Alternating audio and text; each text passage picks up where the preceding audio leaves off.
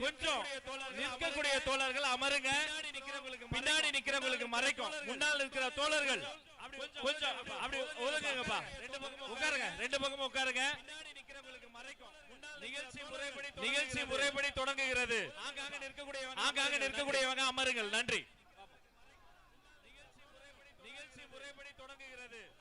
தமிழக வெற்றி கழகத்தினுடைய கடலூர் மாவட்ட தேர்தல் பிரச்சார கூட்டத்திற்கு வருகை புரிந்து கொண்டிருக்கின்ற கழக தோழர்கள் அனைவருக்கும் வணக்கம்.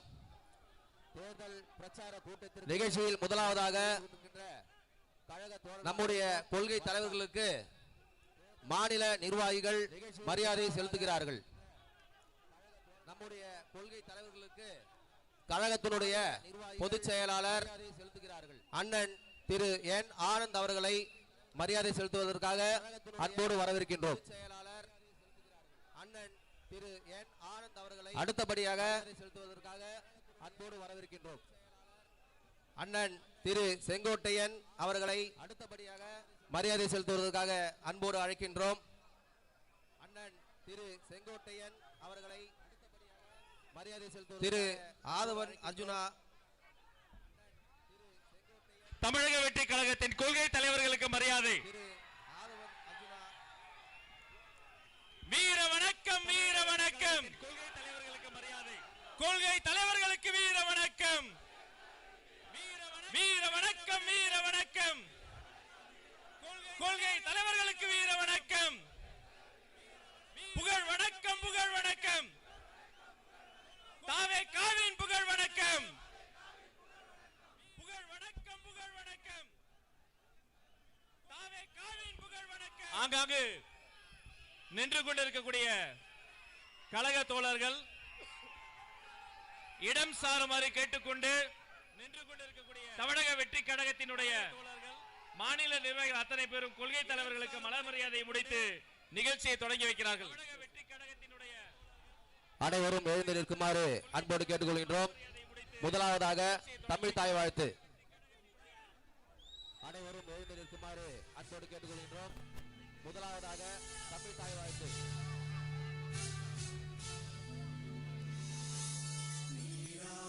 கடலுடுத்த நிலமடந்தை கெழொழுகும்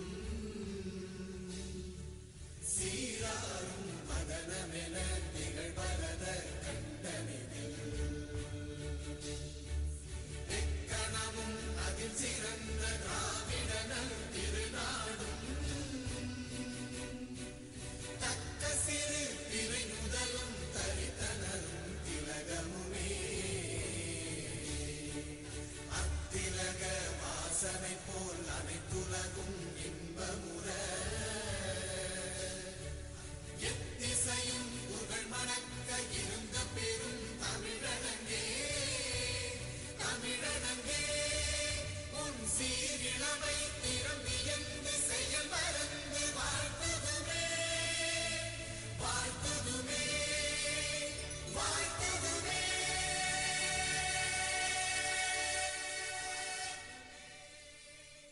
கொள்கை பாடல்.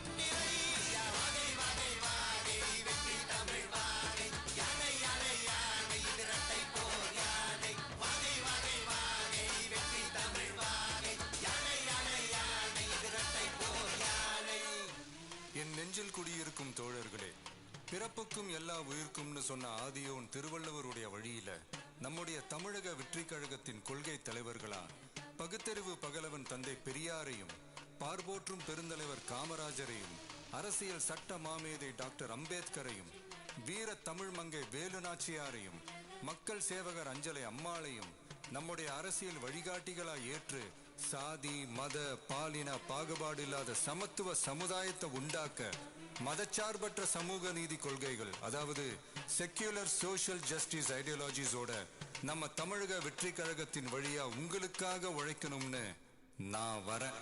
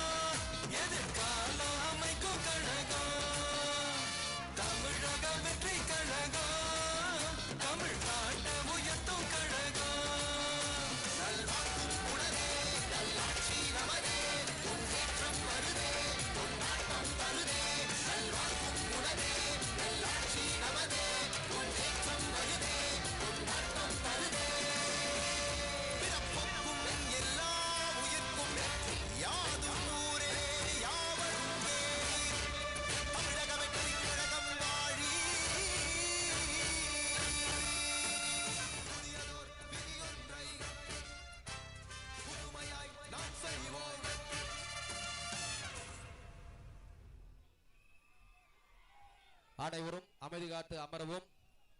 அடுத்தபடியாக உறுதிமொழி வாசிப்பதற்காக மாவட்ட மகளிரணி அமைப்பாளர் திருமதி சபிதா லட்சுமி அவர்களை அன்போடு அழைக்கின்றோம். அனைவரும் எழுந்து நிற்குமாறு கேட்டுக்கொள்கிறேன். உறுதிமொழி. நமது நாட்டின் விடுதலைக்காகவும் நமது மக்களின் உரிமைக்காகவும் தமிழ் மண்ணில் இருந்து தீரத்துடன் போராடி உயிர் நீத்த எண்ணற்ற வீரர்களின் தியாகத்தை எப்பொழுதும் போற்றுவேன். நமது அன்னை தமிழ் மொழியை காக்க உயிர் தியாகம் செய்த மொழிப்போர் தியாகிகளின் இலக்கை நிறைவேற்றும் வகையில் தொடர்ந்து பாடுபடுவேன்.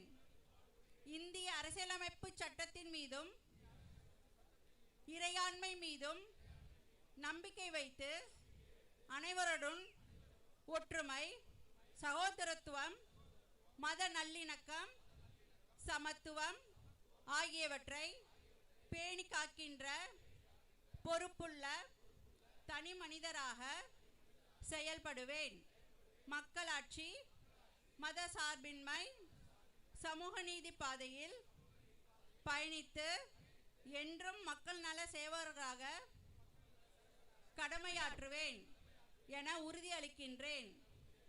சாதி, மதம், பாலினம், பிறந்த இடம் ஆகியவற்றின் பெயரில் உள்ள வேற்றுமைகளை கலைத்து மக்களிடையே விழிப்புணர்வை ஏற்படுத்தி அனைவருக்கும் சம வாய்ப்பு, சம உரிமை கிடைக்க பாடுபடுவேன். பிறப்பிற்கும் எல்லா உயிர்க்கும் என்ற சமத்துவ கொள்கையை கடைபிடிப்பேன் என்று உளமாற உறுதி கூறுகின்றேன். நன்றி.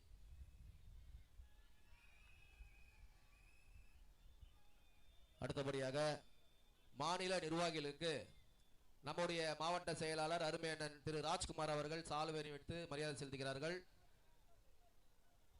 மாநில தலைமை செயலாளர் அருமையண்ணன் ராஜசேகர் அவர்களும் மாநில நிர்வாகிகளுக்கு சால்வை அணிவித்து மரியாதை செலுத்துகிறார்.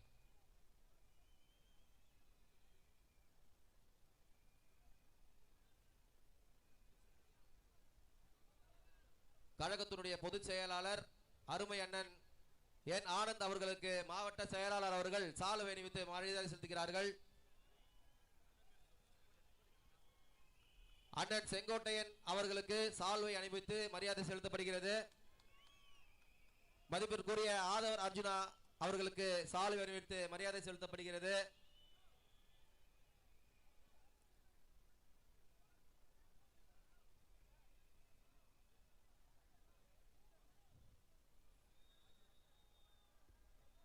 திரு ராஜ்மோகன் அவர்களுக்கு சால்வை அணிவித்து மரியாதை செலுத்தப்படுகிறது.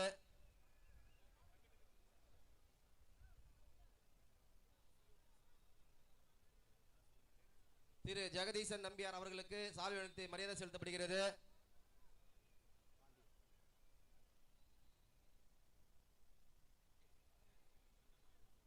திரு டிவி.கே. ரமேஷ் அவர்களுக்கு சால்வை அணிவித்து மரியாதை செலுத்தப்படுகிறது.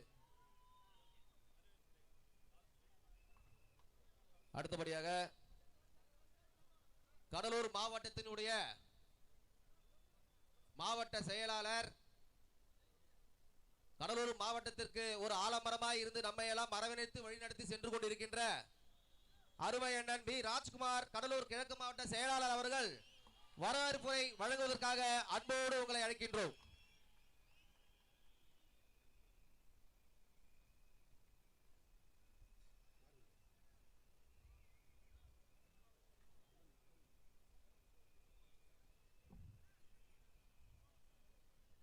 தமிழக வெற்றி கழகத்தினுடைய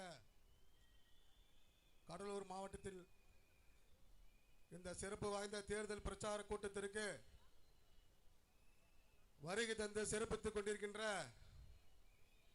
எங்களையெல்லாம் வழிநடத்துகின்ற எங்களுடைய ஆசான், எங்களுடைய அரசியல் வழிகாட்டி கழகத்தினுடைய பொதுச் செயலாளர் அருமை அண்ணன் அவர்களே,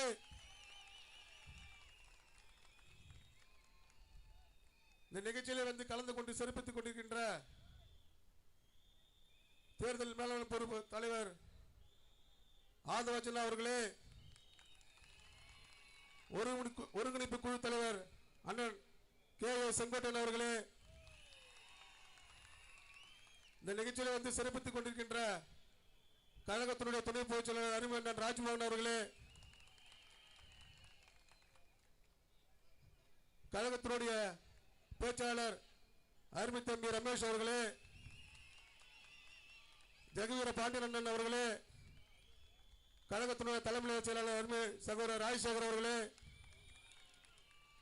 தெற்கு மாவட்ட கழகத்தினுடைய செயலாளர் அருமை அண்ணன் சீன் அவர்களே, மேற்கு மாவட்டத்தினுடைய செயலாளர் அருமை சகோதரர் தளபதி உடையவர், வடக்கு மாவட்டத்தினுடைய செயலாளர் அருமை தம்பி கமாபுரம் அவர்களே, உங்களை அனைவரையும் கடலூர் மாவட்டத்தின் சார்பாக நான் வருக என்று வரவேற்கின்றேன். இந்த கூட்டம் என்பது கடந்த 10 நாட்களாக மேலாக காவல்துறையிலே அனுமதி கேட்டிருந்தோம். நாங்கள் வேறு இடத்தை தேர்வு செய்து அவங்களோட அனுமதி கேட்டிருந்தோம். ஆனால் எங்களுக்கு அந்த இடம் அனுமதி கிடைக்கவில்லை. காரணம், எதுக்கெடுத்தாலும் கரூர் சம்பத்தி காரணம் சொல்லி நமக்கு பர்மிஷனே கொடுக்க மாட்டாங்க. ஆகையினாலே புதன்கிழமை காலை மதியம் 1 மணிக்கு தான் எங்களுக்கு இந்த அனுமதி இந்த மைதானத்திலே வழங்கப்பட்டது. வியாழக்கிழமை ஒரே நாளில் இவ்வளவு கூட்டம் வந்திருக்கு என்று சொன்னால் அது தளபதி என்ற ஒரே முகத்துக்காக தான் என்பதை நீங்கள் மறந்துவிடக்கூடாது.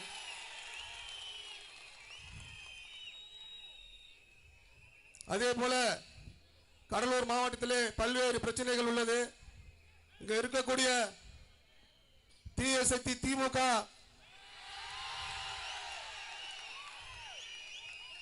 இந்த கடலூர் மண்ணில் இருக்கக்கூடிய மாவட்ட அமைச்சர் அவர்கள் கடலூர் மண்ணிற்கு எதுவுமே செய்ததாக வரலாறு என்பதை கிடையாது என்பதை நீங்கள் புரிந்து கொள்ள வேண்டும். கடலூர் மக்களுடைய வாழ்வாதார பிரச்சனைகள், கடலூரில் பிரதானமாக இருக்கக்கூடிய பஸ் நிலையத்தை கடலூர் சட்டமன்ற தொகுதிக்கு இல்லாமல் கொண்டு போய் குறிஞ்சிப்பாடி சட்டமன்ற தொகுதியில் வச்ச ஒரு அமைச்சர் தான் நம்மளுடைய அமைச்சர் என்பதை நீங்கள் புரிந்து கொள்ள வேண்டும். அதே போல பல்வேறு பிரச்சனைகள் மாநகராட்சியிலே கிட்டத்தட்ட 500க்கு மேற்பட்ட கோடிகளை அந்த அரசாங்கத்தில் வழங்கி எந்த செயல்பாடுகளும் சரியாக செய்யவில்லை என்பதுதான் நீங்கள் எல்லாம் பார்த்திருப்பீங்க. கடலூர்ல தேவையில்லாத இந்த கடைகளை கட்டி வைத்திருக்காங்க. இந்த கடையால எந்த ஒரு புண்ணியமும் கிடையாது. ஆனால் அவர்கள் கமிஷன் கரப்ஷன் வாங்குவதற்காகவே இந்த கொள்ளையடித்துக் கொண்டிருந்த தீய சக்தி கூட்டத்தை வரும் 2026ஆம் ஆண்டு தலைவர் தளபதி அவர்களுடைய கையிலால் இந்த ஆட்சி அகற்றப்பட்டு தமிழக முதல்வராக தளபதி அவர்கள் பதவி ஏற்பார் என்பதை கூறிக்கொண்டு இந்த கடலூர் சட்டமன்ற தொகுதிக்கு உட்பட்ட 9 தொகுதிகளிலும் கழக பொதுச் செயலாளர் ஒப்புதலோடு தளபதி யார் அவர்களை கையை நீட்டுகிறார்களோ அவர்களை வெற்றி பெற செய்து 9 சட்டமன்ற தொகுதிகளும் தளபதியின் பாதத்திலே சமர்ப்பிப்போம் என்று கூறிக்கொண்டு எனது வாய்ப்பளித்த நல்ல உங்களுக்கு நன்றி கூறி விடைபெறுகிறேன். நன்றி, வணக்கம். நன்றி அண்ணா. அடுத்தபடியாக வாழ்த்துறை வழங்குவதற்காக கடலூர் மாவட்டத்தினுடைய முகமாக தமிழகம் எங்கும் பிரதிபலித்துக் கொண்டிருக்கின்ற நமது அருமை அண்ணன் பொதுச் செயலாளர் அவர்களுடைய நம்பிக்கைக்கு பாத்திரமான இளவல் திரு ராஜசேகர் தலைமை கழக செயலாளர் அவர்களை அன்போடு வரவேற்கின்றோம்.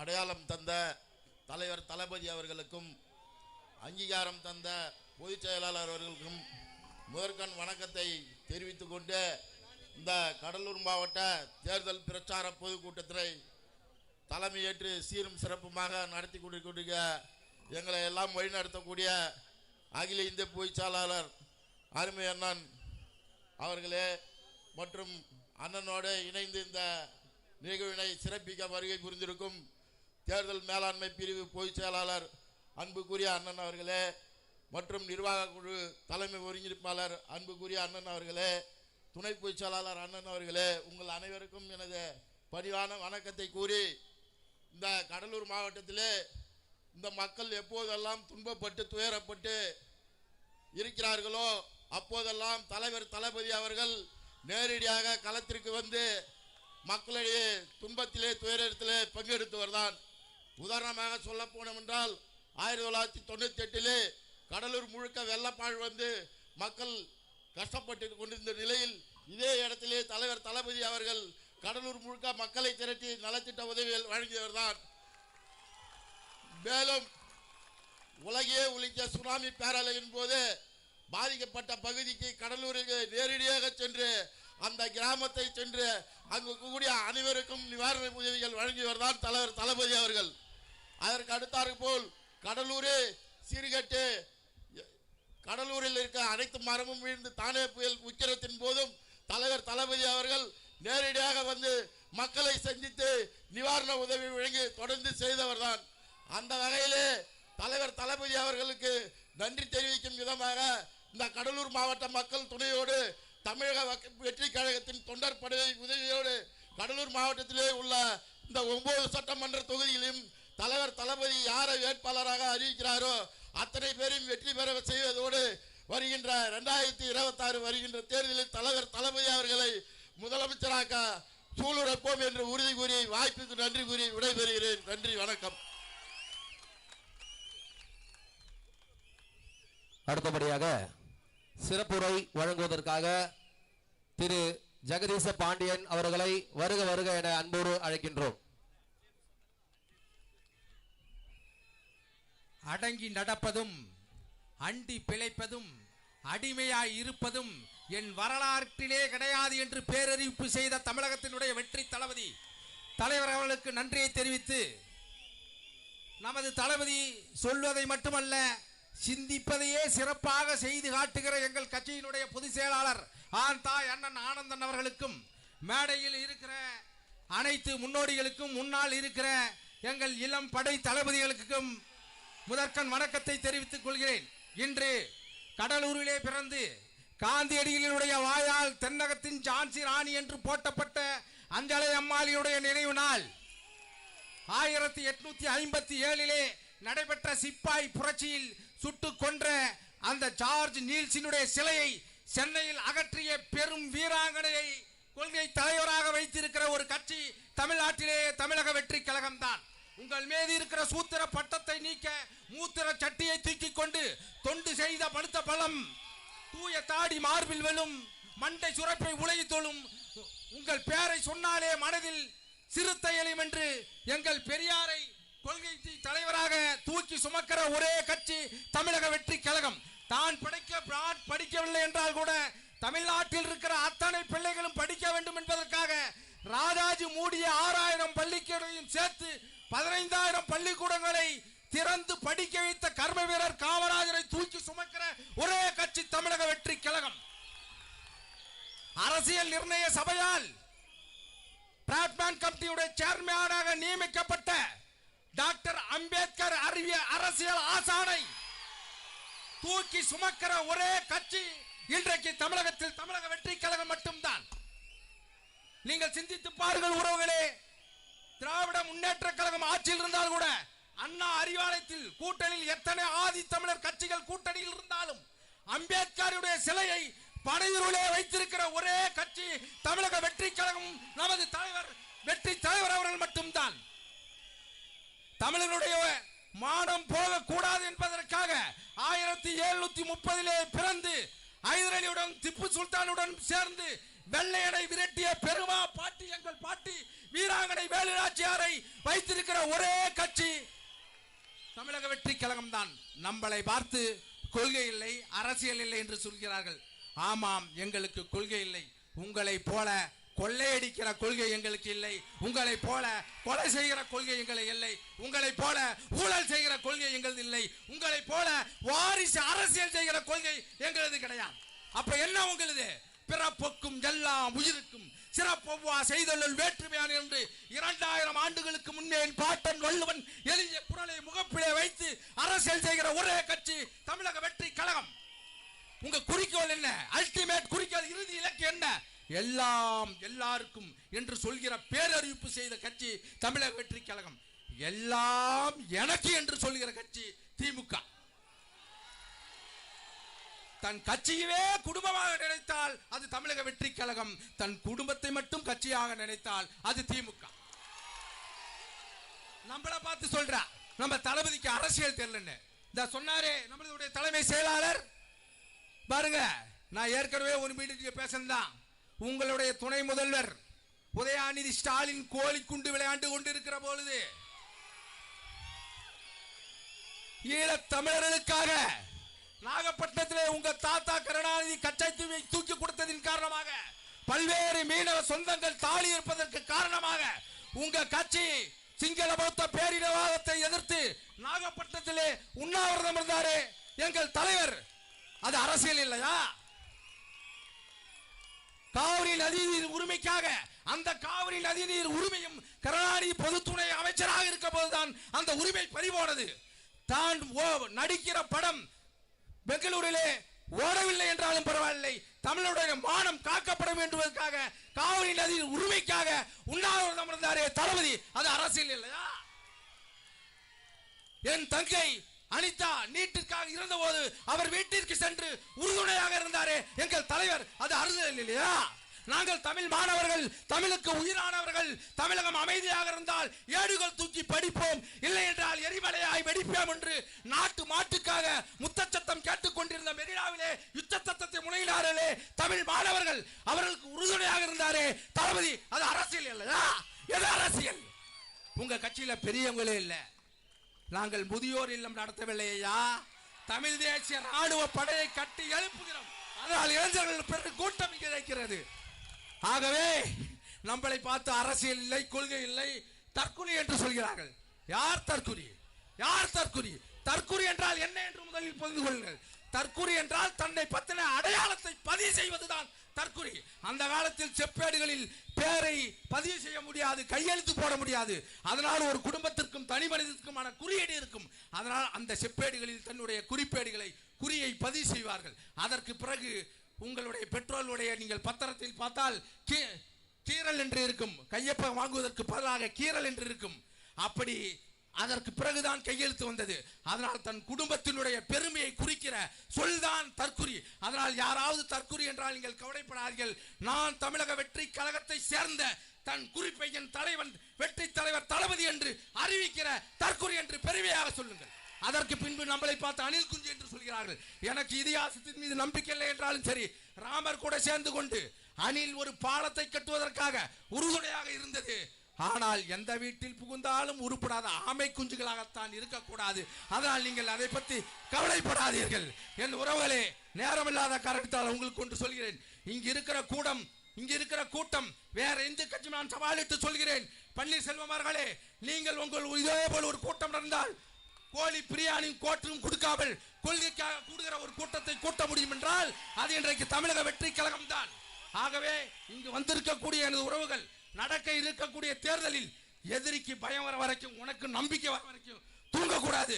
போய் ஒவ்வொருத்தரும் நீங்க ஒவ்வொரு ஓட்டை வாங்கி காலையில் நடக்க இருக்கிற தேர்தலில் முதல் ஓட்டாக நீ நமது விசில் சின்னம் பொறுத்திருக்கக்கூடிய புத்தாடை அழுத்துகிற போது சூரியன் மறையும், இலை உதிரும், தாமரை கருகும், உலக தமிழர்களுடைய ஒளி குரலாக விசில் சத்தம் ஒலிக்கும் என்று கூறி விடைபெறுகிறேன். நன்றி. மிக சிறப்பான ஒரு உரையை அளித்த அருமை அண்ணன் திரு ஜெகதீசன் அவர்களுக்கு நன்றியை தெரிவித்துக் கொள்கின்றோம். அவரை தொடர்ந்து மாநில ஒருங்கிணைப்பாளர் ஊடகம் மற்றும் செய்தி தொடர்பாளி TVK ரமேஷ் அவர்களை அன்போடு மேடைக்கு அழைக்கின்றோம்.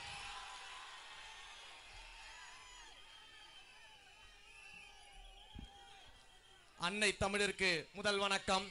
என் ஆருயிரான தலைவர் தளபதி அவர்களுக்கு உயிர் வணக்கம். என்னை போன்ற பல்வேறு படித்த இளைஞர்களை இன்று மேடையேற்றி பேச வைத்திருக்கக்கூடிய அன்பிற்குரிய அண்ணன் எங்களுடைய பொதுச் செயலாளர் ஆனந்த் அவர்களுக்கு நன்றி கலந்த வணக்கத்தோடு மேடையில் அமர்ந்திருக்கக்கூடிய அனைத்து முன்னோடிகளுக்கும் என்னுடைய வணக்கத்தை தெரிவித்துக் கொள்கிறேன். பேச்சை எங்கிருந்து துவங்குறது அப்படின்னு யோசிக்கிட்டே இருக்கும் பொழுது இங்க தொடங்கினாதான் சரியா இருக்கும். அநீதி, அராஜகம், தில்லுமுள்ளு இவை அனைத்தும் திமுக முதற்று உலகு அப்படின்ற திருக்குறளோடு துவங்குவதுதான் சரியா இருக்கும். ஏன்னா இன்றைக்கு திருக்குறள் திருவள்ளுவர் என்ற பெயரை கேட்டாலே அஞ்சி நடுங்குகின்ற திராவிட முன்னேற்ற கழகத்தை இரண்டே வரியில் எங்கள் தலைவர் மக்களிடையே அம்பலப்படுத்தி விட்டார்.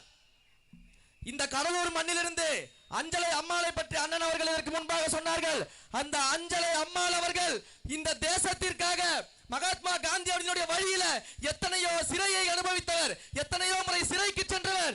தான் வயிற்றில் பிள்ளையை வைத்திருக்கும் பொழுது சிறையிலிருந்து பரோலில் வந்து அந்த பிள்ளையை பெற்றுவிட்டு வெறும் 15 நாட்கள்ல மீண்டும் சிறைக்கு சென்ற ஒரு மாபெரும் போராளியை நம்முடைய கொள்கை தலைவராக இந்த கடலூர் மண் நமக்கு கொடுத்திருக்கிறது. உண்மையான தியாகி திராவிட முன்னேற்ற கழகத்தை போல ஜெயிலுக்கு போகும்போது நெஞ்சை பிடித்துக் கொண்டிருக்கக்கூடிய தியாகிகள் கிடையாது. அவர்கள் எல்லாம் பொய்க்கால் குதிரைகள், நாம் எல்லாம் நம் தளபதியின் புகழ்கால் குதிரைகள்.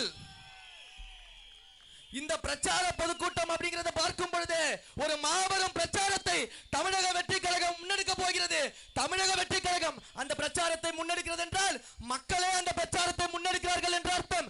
ஏன்னா இங்க ஒரு பக்கம் 10 கட்சி கூட்டணி இருக்கலாம், ஒரு பக்கம் 13 கட்சி கூட்டணி இருக்கலாம். நீங்க கூட்டணி வச்சிருக்கக்கூடிய கட்சிகள் அனைத்தும் மக்களிடம் சென்று வாக்கு கேட்கக்கூடிய கட்சிகள். எங்கள் தலைவரோடு கூட்டணியில் இருப்பவர்கள் வாக்கு அளிக்கக்கூடிய பொதுமக்கள், வாக்காளர்கள். அப்படிப்பட்ட மக்கள் பிரச்சாரத்தை எடுக்க போறாங்க. என்ன பிரச்சாரத்தை எடுக்க போறாங்க? இந்த திராவிட முன்னேற்ற கழகத்திற்கு எதிராக ஊழல் என்ற பிரச்சாரத்தை நம்முடைய மக்கள் முன்னெடுக்க போறார்கள். குடும்ப ஆட்சி என்ற பிரச்சாரத்தை முன்னெடுக்க போகிறார்கள். பண்ணையார் ஆட்சி என்ற பிரச்சாரத்தை முன்னெடுக்க போகிறார்கள். மீனவர்கள் இன்றைக்கு போராடுகிறார்களே, அதை பிரச்சாரமாக முன்வைப்போம். ஆசிரியர்கள் போராடுகிறார்கள், மாற்றுத்திறனாளிகள் போராடுகிறார்கள், மாணவர்கள் போராடுகிறார்கள், சத்துணவு ஊழியர்கள் போராடுகிறார்கள், இன்றைக்கு செவிலியர்கள் போராடி கொண்டிருக்கிறார்கள், மக்கள் தெருவில் போராடி கொண்டிருக்கிறார்கள்.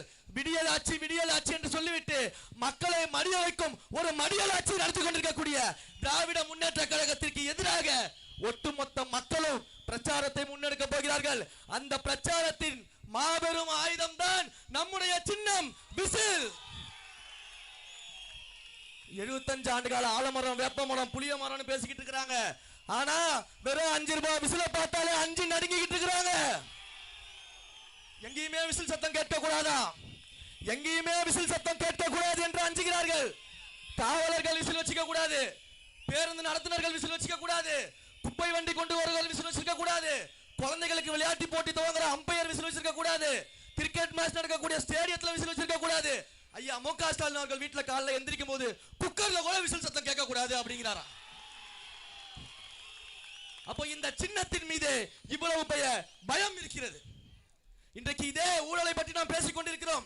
இந்த கடலூர் மாவட்டத்தை சேர்ந்த வேளாண் துறை அமைச்சர் ஒருவர் இருக்கிறார். விவசாயத்தை அமைச்சராக கொண்டவரே, பரந்தூர்ல அத்தனை விவசாயிகள் அங்க ஏர்போர்ட் வேண்டாம், விவசாயத்தை காப்பாத்துங்க, விவசாயிகளை காப்பாத்துங்க, வாழ்வாதாரத்தை காப்பாத்துங்க என்று போராடி கொண்டிருக்கிறார்களே, உங்களுடைய அமைச்சரோ இல்ல முதலமைச்சரோ இன்றைக்கு வரைக்கும் அந்த விவசாய பெருங்குடி மக்களை போய் சந்திக்காதது எதனால்? அந்த மக்களுக்காக துணை நிற்காதது எதனால்? பேருக்கு மட்டும் விவசாயத்துறைக்கு அமைச்சராக இருந்தால் போதாது. அமைச்சர் அவர்களே, உண்மையாக விவசாயிகளுக்காக போய் நிற்க வேண்டும்.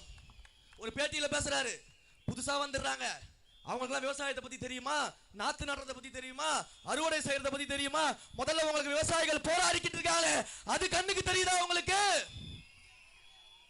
அதே அமைச்சர்கிட்ட கேட்கிறேன், இன்றைக்கு நீங்க தலைமுறையாக ஒவ்வொருத்தருக்காக வணக்கம் போட்டு சலாம் போட்டு இன்றைக்கு வாரிசு அரசில் இருக்கக்கூடிய திரு உதயநிதி அவர்களுக்கு சலாம் போட்டுக்கிட்டு இருக்கீங்களே, விவசாய வயலுக்குள்ள கான்கிரீட் போட்டு நடந்த முதலமைச்சருக்கு விவசாயத்தை பத்தி தெரியுமா? தெரியாது. தெரியாது, சாப்பிட மட்டும்தான் தெரியும். விவசாயிகளோட கஷ்டம் அவங்க கண்ணுக்கு தெரியாது.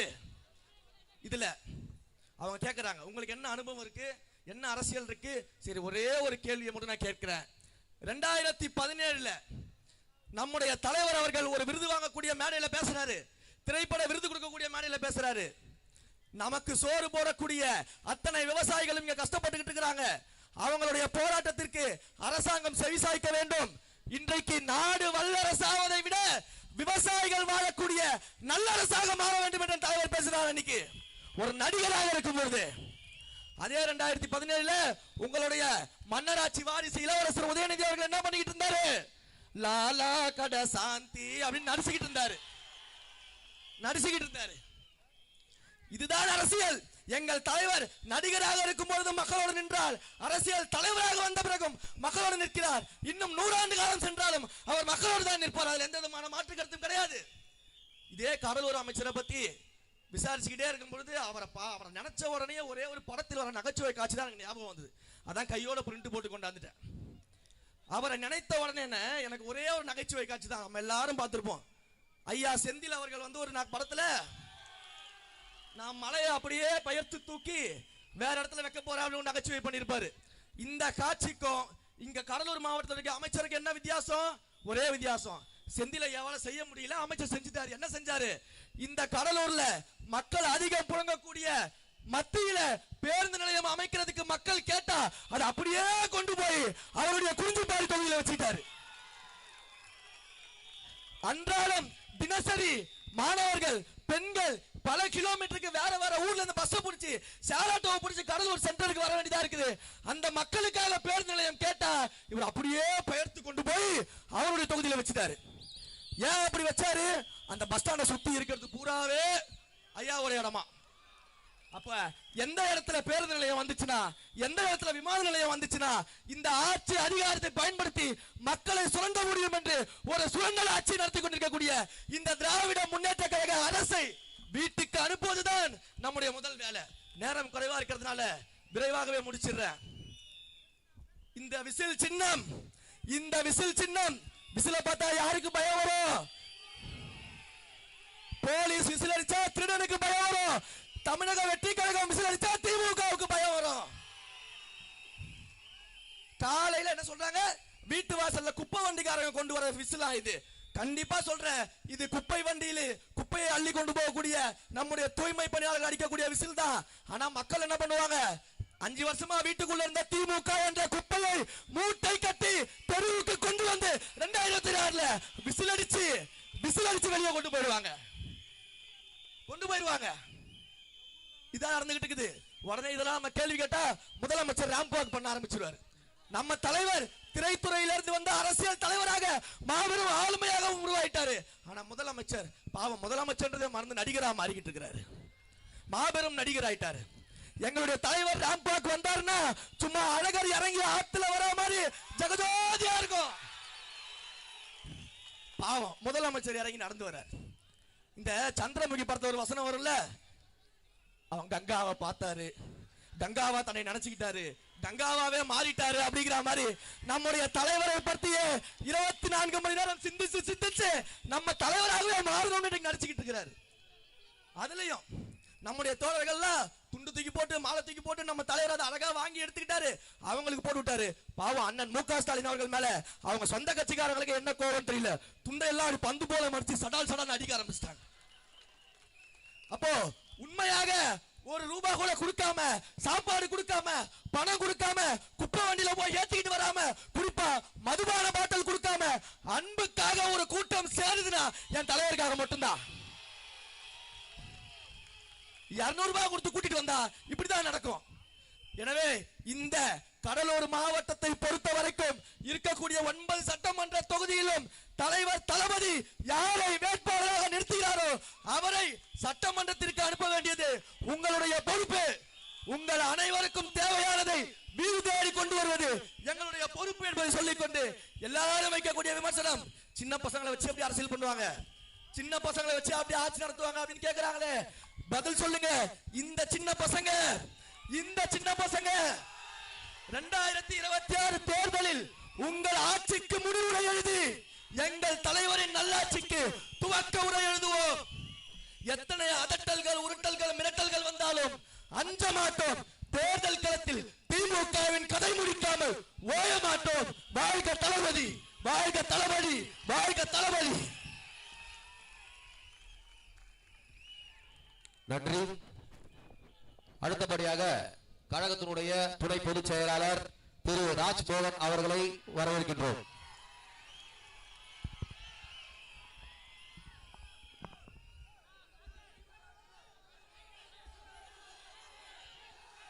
பெரியோர்களே, தாய்மார்களே, பெரியோர்களே, தாய்மார்களே, அண்ணன்களே, அக்காக்களே, தம்பிகளே, தங்கைகளே, அன்பானவர்களே, பண்பானவர்களே, சொந்தங்களே, பந்தங்களே, அவர்களே, இவர்களே, தளபதி நெஞ்சில் குடியிருக்கும் கடலூர் மக்களே,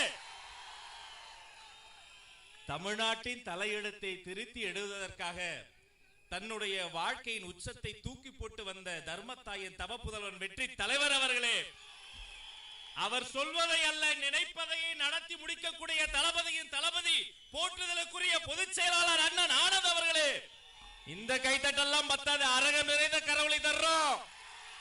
கடலூர் தமிழக வெற்றி கழகத்தின் கோட்டை. மேடையை அலங்கரித்துக் கொண்டிருக்கக்கூடிய அண்ணன்கள் செங்கோட்டையன் அவர்களே, சகோதரர் ஆதவ் அர்ஜுன் அவர்களே, அண்ணன் ஜெகதீச பாண்டியன் அவர்களே, ரமேஷ் அவர்களே, நான் உண்மையிலே அசந்து போனேன். ஒரு 50 பேர் வந்தா கூட்டம், 500 பேர் வந்தா பொதுக்கூட்டம் சொல்லிட்டு கழக மாவட்ட செயலாளர் மாநாட்டை கூட்டி இருக்கிறார் கடலூரில் அண்ணன் ராஜ்குமார் அவர்களே. இதயத்திலிருந்து பேசிய எங்களுடைய அன்பிற்கினிய தலைமை நிலைய செயலாளர் ராஜசேகர் அண்ணன் அவர்களே, ஏப்பா இது கடலூரா, மக்கள் கடலாக குடியிருக்கிற ஊராப்பா, அடேங்கப்பா. ஊடக நண்பர்களே, கண்ணியமிக்க காவல்துறை தோழர்களே, பார்த்திருப்பீங்க, நீந்தி தான் பொதுச் செயலாளர் மேடைக்கே வந்தார். அவரு விரதம் இருந்து எங்களுக்கெல்லாம் பனையூர்ல வந்து நாங்கெல்லாம் வேலை செஞ்சு வர்ற நிர்வாகிகளுக்கு சோறு போட்டு அடுத்தவர்களை உண்ண வைத்து நாங்க உண்ட இலையை எடுக்கக்கூடிய ஆண் தாய் ஒருத்தர் இருக்காருன்னா பொதுச் செயலாளர் மட்டும்தான், வேற எந்த கட்சியிலையும் கிடையாது. இவங்களுக்கு ஆச்சரியமே அதுதான், எப்படி இப்படி ஒரு கூட்டம். இது கோட்டருக்கும் கோழி பிரியாணிக்கும் கொடுக்கின்ற காசுக்கும் கூடுகிற கூட்டம் அல்ல, அவர் குரல் கொடுத்தாலே கூடக்கூடிய கொள்கை கூட்டம், தளபதி கூட்டம். நேரம் குறைவு, எதை சொல்வது? ஒரு உயிரை அல்ல, ஒரு முகத்தை அல்ல, ஒரு சின்ன பயிருங்க. ஒரு பயிர் வாடினாலே வாடிய பயிரை கண்ட போதே வாடிய வள்ளலாரை தந்த வடலூரை தந்த கடலூரை சொல்வதா? 108 திவ்ய தேசங்களில் ஒன்றாக இருக்கக்கூடிய தேவநாத சுவாமியினுடைய திருக்கோயிலை சொல்வதா? அந்த ஆடியிலையும் அந்த புரட்டாசிலையும் புறப்பாடை பார்ப்பதற்கு 2 கண்கள் போதாது என்ற நெஞ்சுருகி நிற்கிற இந்த ஆன்மீக மண்ணை சொல்வதா? கோபத்தோடு கொதித்து வருகிற சுனாமி அலைகளை கூட கொஞ்சி அலைகளை ஆத்தி அமுக்குகிற அலையாத்தி காடுகள் இருக்கக்கூடிய இந்த மண்ணை சொல்வதா? இவ்வளவு பொக்கிஷங்கள், சாதனைகள், சிறப்புகள் எல்லாம் சேர்ந்து இருக்கக்கூடிய கடலூர் மண்ணை வணங்கி என்னுடைய கண் மலரை அதோடைய பாத மலரில் வணங்கி நிற்கிறேன். இவ்வளவு சிறப்புகள் இருக்கக்கூடிய இந்த கடலூர்ல தான் ஒரு சோதனையும் இருக்கு. அதுதான் இந்த திமுக அரசாங்கம். அண்ணன் பேசும்போது சொன்னாரு, சுனாமி வந்தது, புயல் வந்தது, அந்த துன்பம் வந்தது. வந்த துன்பத்திலேயே பெரிய துன்பம் இந்த திமுக அரசாங்கம் மட்டும்தான். மதிப்பிற்குரிய மாண்புமிகு அமைச்சர் அண்ணன் MRK பன்னீர்செல்வம்னு ஒருத்தர் இருக்கார்.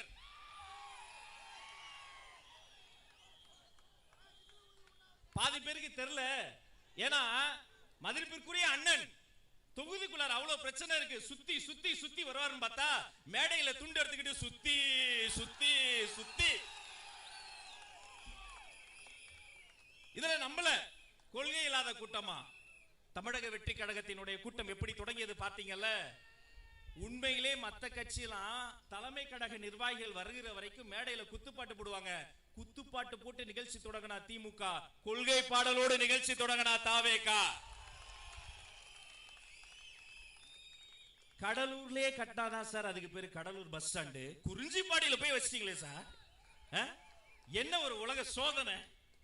இதுல அவர்கிட்ட கேட்கிறாங்க, தமிழக வெற்றி கழகத்திற்கு இவ்வளவு கூட்டம் வருது, அது நடிகர்னா வரும், வடிவேலு கூட தான் வந்தது. சரிங்கண்ணா, வடிவேலு சாரு கூட வந்தது, அந்த கூட்டம் கூட உங்களுக்கு வரலையாண்ணா? எந்த வடிவேலு வந்து உங்களுக்காக பரப்புரை செய்தாரோ அதே தேர்தலில் 28,000 வாக்குகள் வித்தியாசத்தில் தோல்வி அடைந்து மண்ணை கவியது யாருன்னா? விவசாயிகளுக்காக. நான் உண்மையிலே சொல்றேன், இந்த ஆடை அணிகளை நாம கிடையாது, கூட்டம் முடிந்து கலட்டி வைத்து விடுவோம். ஆனா ஒவ்வொரு நாளும் ஒவ்வொரு வேளை உணவும் சாப்பிடுறோம் பாருங்க. பிறக்கும் போது மனிதன் 3 கிலோ எடை இருப்பான். இத்தனை பெரிய உருவமாக மாறுவது யார்? நாம் ஒவ்வொரு நாளும் ஒவ்வொரு வேளை உணவையும் சாப்பிடுறோம் பாருங்க. அது உள்ள போய் ரத்தமா, ஆற்றலா, சக்தியா மாதிரி நம்மளை வேலை செய்ய வைக்குது, பேச வைக்குது, ஓட வைக்குது. அப்ப ஒவ்வொரு நாளும் ஒவ்வொரு வேளை உணவு நமக்கு தராங்க பாருங்க. வாழும் தெய்வம் தான் அது விவசாய பெருமக்கள் மட்டும் தாங்க. விவசாயி இல்லனா இந்த தேசம் இல்ல. அந்த விவசாயிகளினுடைய கண்ணீரை துடைப்பதற்கு பதிலாக மேடையில் உரிமையாக பேசுவது, அநாகரிகமாக பேசுவது, எப்படி பேச வேண்டும் என்பதற்கு, இப்படிதான் பேச வேண்டும் என்பதற்கு மேடையில் எனக்கு முன்னால் பேசிய தம்பிகளுக்கு மீண்டும் ஒரு பெரிய கரவொலித்தாக. இதுதான் தமிழக வெற்றி கழகம். கொள்கையை பேசுங்க, அரசியலை பேசுங்க, அதுதான் உலகம் பார்த்துக்கிட்டு இருக்கு. இதுக்கு நடுவில் நேத்து ஒரு தலைப்பு செய்தி, பழம் நழுவி பாலில் விழுந்தது. பழம் நல்ல பழம் தான், ஆனா அது பால்ல விழல, பாதாள சாக்கடையில் விழுந்துருச்சு. உண்மையிலேயே தமிழ் திரையுலகில் அனைவருக்கும் நிறைய உணவு போட்ட அன்னதான பிரபுனா மதிப்பிற்குரிய புரட்சி கலைஞர் கேப்டன் அவர்கள் ஒருவர் தான். அந்த மாமனிதனை அரசியல் உலகில் அதிகமாக தண்ணியில் இருக்கிற கப்பலில் இருப்பவர் தான் கேப்டன். தண்ணியிலே இருப்பவர் எல்லாம் கேப்டன் எள்ளி நகையாடி அவரை அவமானப்படுத்தி அவரை கேரக்டர் அசாசினேஷன் செய்த ஒரு கட்சி இருக்குன்னா திமுக. பரவாயில்ல, எந்த கேப்டனை அவர்கள் இழிவுபடுத்தினார்களோ அந்த கேப்டனின் மீது விழுந்த பழியையும் தீர்ப்பதற்காக அவருக்கும் சேர்த்து திமுகவை வீட்டுக்கு அனுப்ப போகிற ஒரு கட்சி தமிழக வெற்றி கழகம் மட்டும்தான். மக்கள் பிரச்சனையில் இருக்கிறாங்க, அத சட்டமன்றத்தில் பேசுங்க. உலகத்திலேயே ஒரு வேளாண் பட்ஜெட்டை ஒரு வேளாண்மை துறை அமைச்சர் தாக்கல் செய்யறாரு. அப்ப எவ்வளவு பரபரப்பா இருக்கணும். ஒரு வாரம் அதை பத்தி பேசணும், மாணவர்கள் எடுத்து பகுப்பாய்வு செய்யணும், ஆசிரியர் எடுத்து பேசணும், விவசாய சங்கங்கள் பேசணும். நம்ம மினிஸ்டர் விவசாய பட்ஜெட்டை வாசிக்கிறாரு, துணை முதலமைச்சர் பச்சை துண்டை போட்டுக்கிட்டு தூங்கிட்டாரு. தாய் தாலாட்டு பாடி கூட வராத துக்கம். ஒரு பட்ஜெட் வாசித்து துணை முதலமைச்சரே தூங்க வைக்க முடியும்னா தாயுலம் கொண்ட மாண்புமிகு அமைச்சர் அவர்களை நாம உண்மையிலே வாழ்த்தணும். கடலூர் திரும்பிய திசையெல்லாம், வருகின்ற வரியெல்லாம், பார்க்கின்ற முகமெல்லாம் தமிழக வெற்றி கழகத்தினுடைய அந்த பட்டொலி வீசி பறக்கிற அந்த வெற்றி கொடி பறக்கிறது. ஜெயிஸ்டாரு, தளபதி ஜெயிஸ்டாரு. தொட்டுவிடும் தூரத்தில் தேர்தல் போர்க்களம் தொடங்குகிறது. இங்கிருந்து பார்க்கிறேன், மக்கள் கடல் நடுவே தன்னெழுச்சியோடு தமிழக வெற்றி கழகத்தினுடைய கொடியை ஏந்தி எங்களுடைய தோழர்கள் அப்படி ஏந்தி இப்படி பிடித்திருக்கிறார்கள். இன்று தமிழக வெற்றி கழகத்தில் மட்டுமல்ல, தமிழ்நாடு முழுக்க ஒரு ஓசை ஒலிக்கிறது என்று சொன்னால் அது வெற்றி சின்னமாம் விசிலோசை மட்டும்தான் ஓங்கி ஒலித்துக் கொண்டிருக்கிறது. இது வெற்றி விசிலோசை மட்டுமல்ல, மக்களை குறித்து சிறிதும் அக்கறைப்படாத திரும்பிய திசையெல்லாம் ஊழலை முன்னெடுத்திருக்கிற, வாரிசு அரசியலை முன்னெடுத்திருக்கக்கூடிய இந்த திராவிட முன்னேற்ற கழகத்தினுடைய மக்கள் விரோத ஆட்சியை வீட்டுக்கு அனுப்ப போகிற சங்கோசை, இந்த விசிலோசை என்பதை இந்த மண்ணில் என்று சொல்லிக் கொள்கிறேன். உங்களுக்கு ஒரு கடமை இருக்கிறது. கழக மாவட்ட செயலாளர் இருக்கிறாரு, பொதுச் செயலாளர் வந்திருக்கிறார் உங்களை பார்க்கறதுக்காக. வெற்றி தலைவர் அவர்கள் அவரினுடைய பொற்கரங்களால் யாரை வேட்பாளர் என்று அடையாளம் காட்டுகிறாரோ, கடலூரில் இருந்து செஞ்சாஜ் கோட்டைக்கு அவரை நீங்கள் அத்தனை பேரும் அழைத்து வர வேண்டியது உங்கள் பொறுப்பு. 2 மாதம் முன்பு பத்திரிகை செய்தியில் எல்லாரும் ஏந்தாங்க, அடடே செங்கோட்டை அண்ணனே இந்த கட்சிக்கு வந்துட்டாங்களே. இன்று செங்கோட்டை வந்திருக்கிறது, நாளை செஞ்சாஜ் கோட்டையே வரும். ஒரு மேடையில் நின்று சொன்னோம், வீட்டுக்கு வீடு விஜய், தமிழ்நாட்டுக்காக விஜய். இப்போ வரைக்கும் மறுப்பு சொல்ல முடியல. ஏன் தெரியுமா? ஒவ்வொரு வீட்டிலும் வாக்காளராக இருப்பது விஜய், ஒவ்வொரு வீட்டிலும் அண்ணன் தங்கச்சியாக இருக்கிறது விஜய். இந்த விஜய் தேர்தல் அன்று வெளியே வருவார். பிளைட் ஏறி வெளிநாடுகளில் இருந்து மொத்தமாக வருவார்கள், கொத்து கொத்தாக வருவார்கள். தமிழ்நாட்டு வரலாற்றில் பார்க்காத ஒரு தேர்தலை பார்க்க போகிறது. இந்த அத்தனை பேரும் நீங்க 1000 ரூபாய் கொடுத்தாலும், 2000 ரூபாய் கொடுத்தாலும், 5000 ரூபாய் கொடுத்தாலும் வாங்கி சந்தோஷமா வாங்கி எங்க பணத்தை நாங்களே வாங்கி வச்சுக்கிட்டு, தலைவர் சொன்ன மாதிரி உங்க செவில்லையே, எப்படி உங்க செவில்லையே விசில் ஊதி அனுப்ப போறாங்க. அதற்கு எடுத்துக்காட்டு இந்த கடலூர் நெஞ்சம் நிறைந்திருக்கிறது. நெடுநாட்களாக குழந்தையை பார்க்காமல் இருக்கக்கூடிய ஒரு தாய் தந்தை திடீரென அவர்களினுடைய வீட்டில் இரட்டை பிள்ளை பிறந்ததை போல இந்த மேடையில் இருந்து பார்க்கிற போது 2 பக்கமும் ஆண்களும் பெண்களும் நிரம்பி இருக்கிற நரகத்தை பார்க்கிற பொழுது ஜெயிஸ்டாரு தளபதி, ஜெயிஸ்டாரு தளபதி, ஜெயிஸ்டாரு. இன்னும் பல கருத்துக்கள் என் மனதிற்குள் சுழக்கம், ஆனால் கொடுத்திருக்கும் நேரம் மிகவும் சுருக்கம். இதற்கு மேல பேசினா அண்ணனுக்கு எனக்கும் வரும் பிணக்கம். அதனால் வாழ்த்த வயதில்லை, வணங்கி விடைபெறுகிறேன். நன்றி, நன்றி, வெற்றி, வணக்கம். நன்றி. அடுத்தபடியாக நிர்வாக குழு ஒருங்கிணைப்பாளர் திரு செங்கோட்டையன் அவர்களை வருக வருக வருக என அன்போடு வரவேற்கின்றோம்.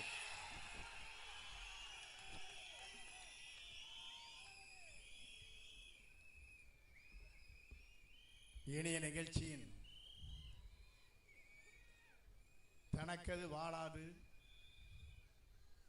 தளபதிக்காக வாழ்ந்து கொண்டிருக்கிற கழகத்தின் பொதுச் செயலாளர் என் அன்பிற்கினிய அருமை அண்ணன் பொசி ஆனந்தன் அவர்களே, தேர்தல் பிரிவுடைய செயலாளர், போர்ப்படை தளபதியாக விளங்கிக் கொண்டிருக்கிற அன்பிற்கினிய சகோதரர் அர்ஜுனன் அவர்களே, சிறந்த நிகழ்ச்சியிலே உரையாற்றி அமர்ந்திருக்கிற துணை பொதுச் செயலாளர் அன்பிற்கினிய அருமை சகோதரர் ராஜ்மோகன் அவர்களே, சிறந்த நிகழ்ச்சியிலே கலந்து கொண்டிருக்கிற ரமேஷ் அவர்களே, தலைமை நிலைய செயலாளர் அன்பிற்கினிய சகோதரர் ராஜசேகர் அவர்களே, ஒரே நாளில் முடித்து காட்டுவேன் என்று வரலாறு படைத்திருக்கிற மாவட்டத்தின் கழகத்தின் செயலாளர் ராஜ்குமார் அவர்களே,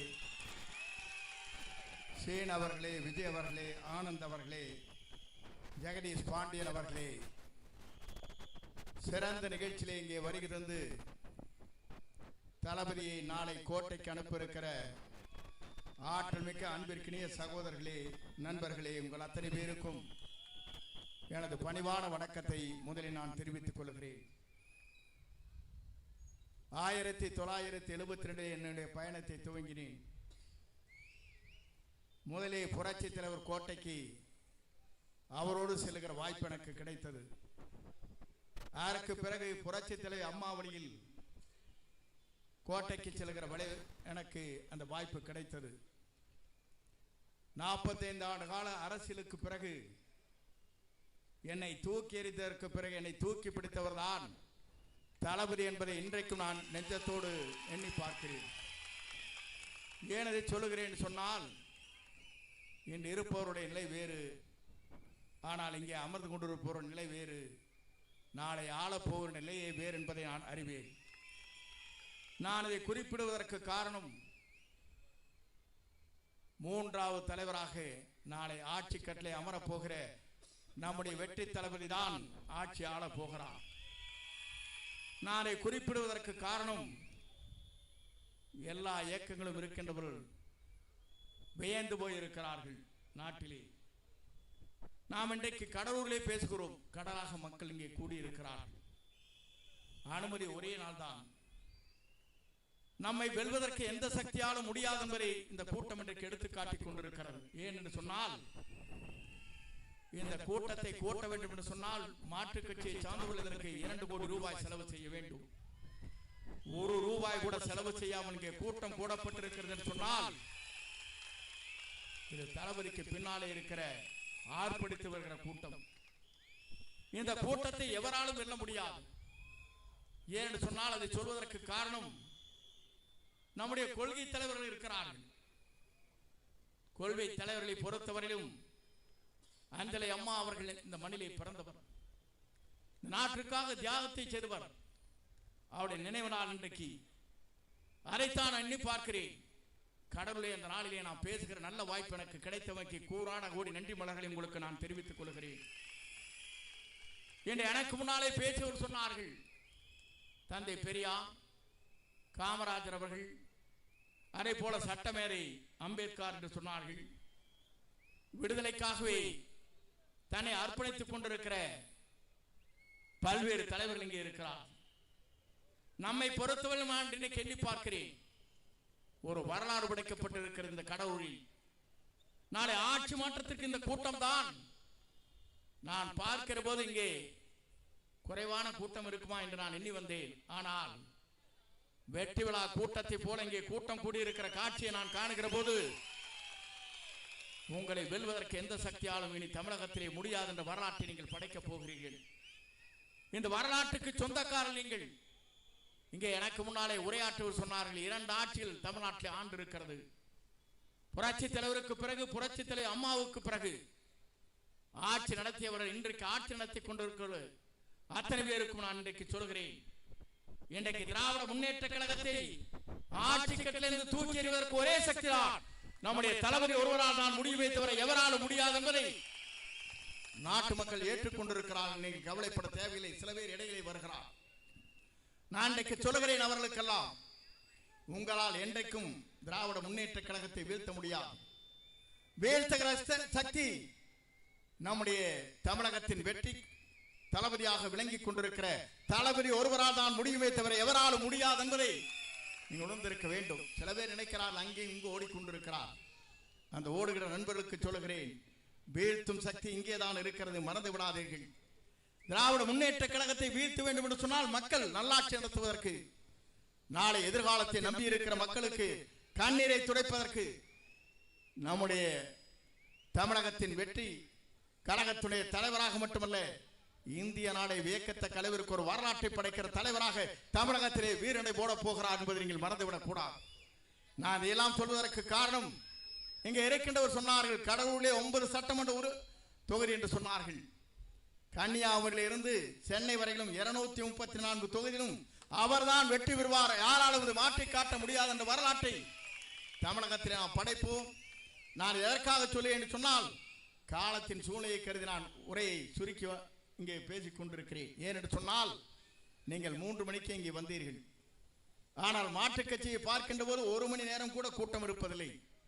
காலி சேர்களை நாம் பார்க்கிறோம்.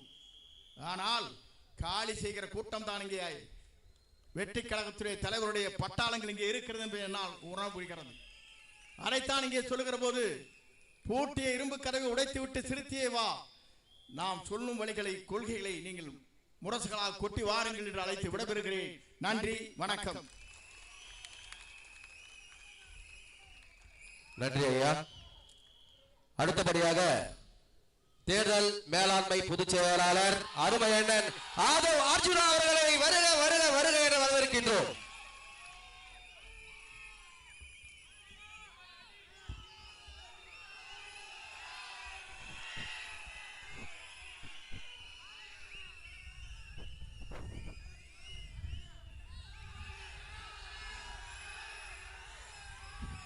தெய்வ தாளாபதியின் முயற்சிதனும் மெய்வருத்த கொளித்ததும்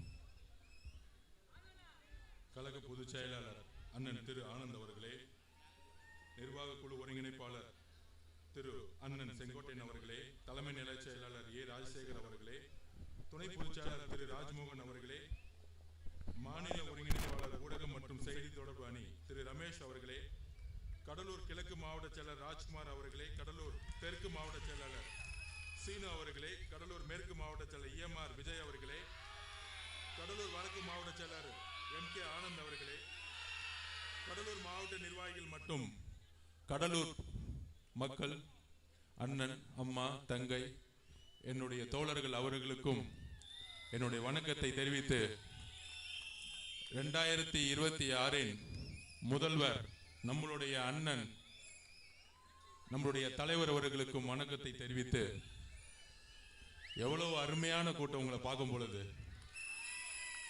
உங்க முகத்திலேயே தெரியுது இந்த உணர்ச்சி, இந்த சிரிப்பே ஆட்சி மாற்றத்திற்கான ஒரு பெரிய ஒரு பாசிட்டிவ் எனர்ஜியா இருக்கு.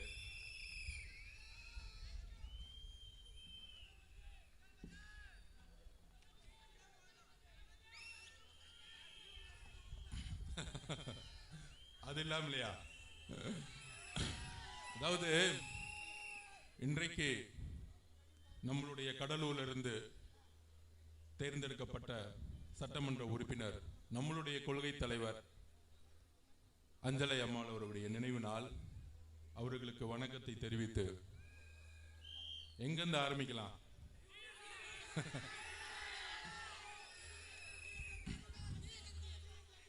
அதாவது நமக்கு கொள்கை தெரியுமா அப்படின்னு புதுசா ஒரு புரொபகண்டா ஆரம்பிச்சிட்டாங்க. காமிப்போம். இன்னைக்கு இந்த 5 வருஷத்தோட கடைசி நாளாச்சு அப்படின்னு சட்டமன்றத்தை பார்த்துட்டு இருந்தேன். அந்த யூடியூப்ல எல்லாம் போட்டுட்டு இருந்தாங்க. அது என்னன்னு தெரியல, திமுகவுடைய முதலமைச்சர் ஸ்டாலின் சார் அவர்களுக்கு ஒரு மனநோய் வந்துருச்சுன்னு நினைக்கிறேன். ஒரு பெரிய மனநோய். சட்டசபைலாம் எப்படி இருந்துச்சு? அண்ணா அவர்கள் இருந்தாங்க, புரட்சி தலைவர் எம்ஜிஆர் இருந்தார்கள், அம்மா இருந்தாங்க, ஒரு நல்ல கலைஞர் இருந்தாரு, நல்ல விவாதங்கள் நடக்கும். இன்னைக்கு எப்படி நடந்துட்டு இருக்குன்னா, ஒன்லி ஃபர்ஸ்ட் ஒரு நாளுக்கு முன்னாடியே பேமெண்ட் அடிச்சிடுறாங்க. அடுத்த நாள் என்னென்னலாம் பேசணும், முதலமைச்சரை பத்தி, தாம் பிள்ளைய பத்தி, இவர்களே அவர்களே, அப்படி ஆயிடுச்சு இப்படி ஆயிடுச்சு, தமிழ்நாடு மாறிடுச்சு, சொர்க்கம் ஆயிடுச்சு, ஒவ்வொரு வீட்லயும் தேன் ஓடுது, பால் ஓடுது. என்ன சட்டமன்றம் மாதிரி நேரலையும் ஒளிபரப்ப மாட்டாங்க. புகழ்றது மட்டும்தான் வெளியே வரும், சேனல்லையும் யூடியூப்லயும். ஏன்னா அவங்கள பார்த்து யாரும் கேள்வி கேட்டக்கூடாது. கேள்வி கேட்டுறத பதில் சொல்றவங்கள வெளியே வராது. அப்படி இருக்கும் பொழுது இன்னைக்கு எழுதி வைத்துக் கொள்ளுங்கள் முதல்வர் அவர்களே, இந்த 2026 பிப்ரவரி 20 கடைசி சட்டமன்றம் தான் உங்களுடைய குடும்பத்துக்கு. இனி எந்த காலத்திலும் முதலமைச்சராக உங்க குடும்பத்தில் ஒருத்தரும் தேர்ந்தெடுக்கவே மாட்டாங்க. இதுதான் உங்களுடைய குடும்பத்தோட கடைசி நாள். எழுதி வச்சுக்கோங்க வரலாற்றுல. நாங்க ரொம்ப மக்கள் தெளிவா இருக்கிறாங்க.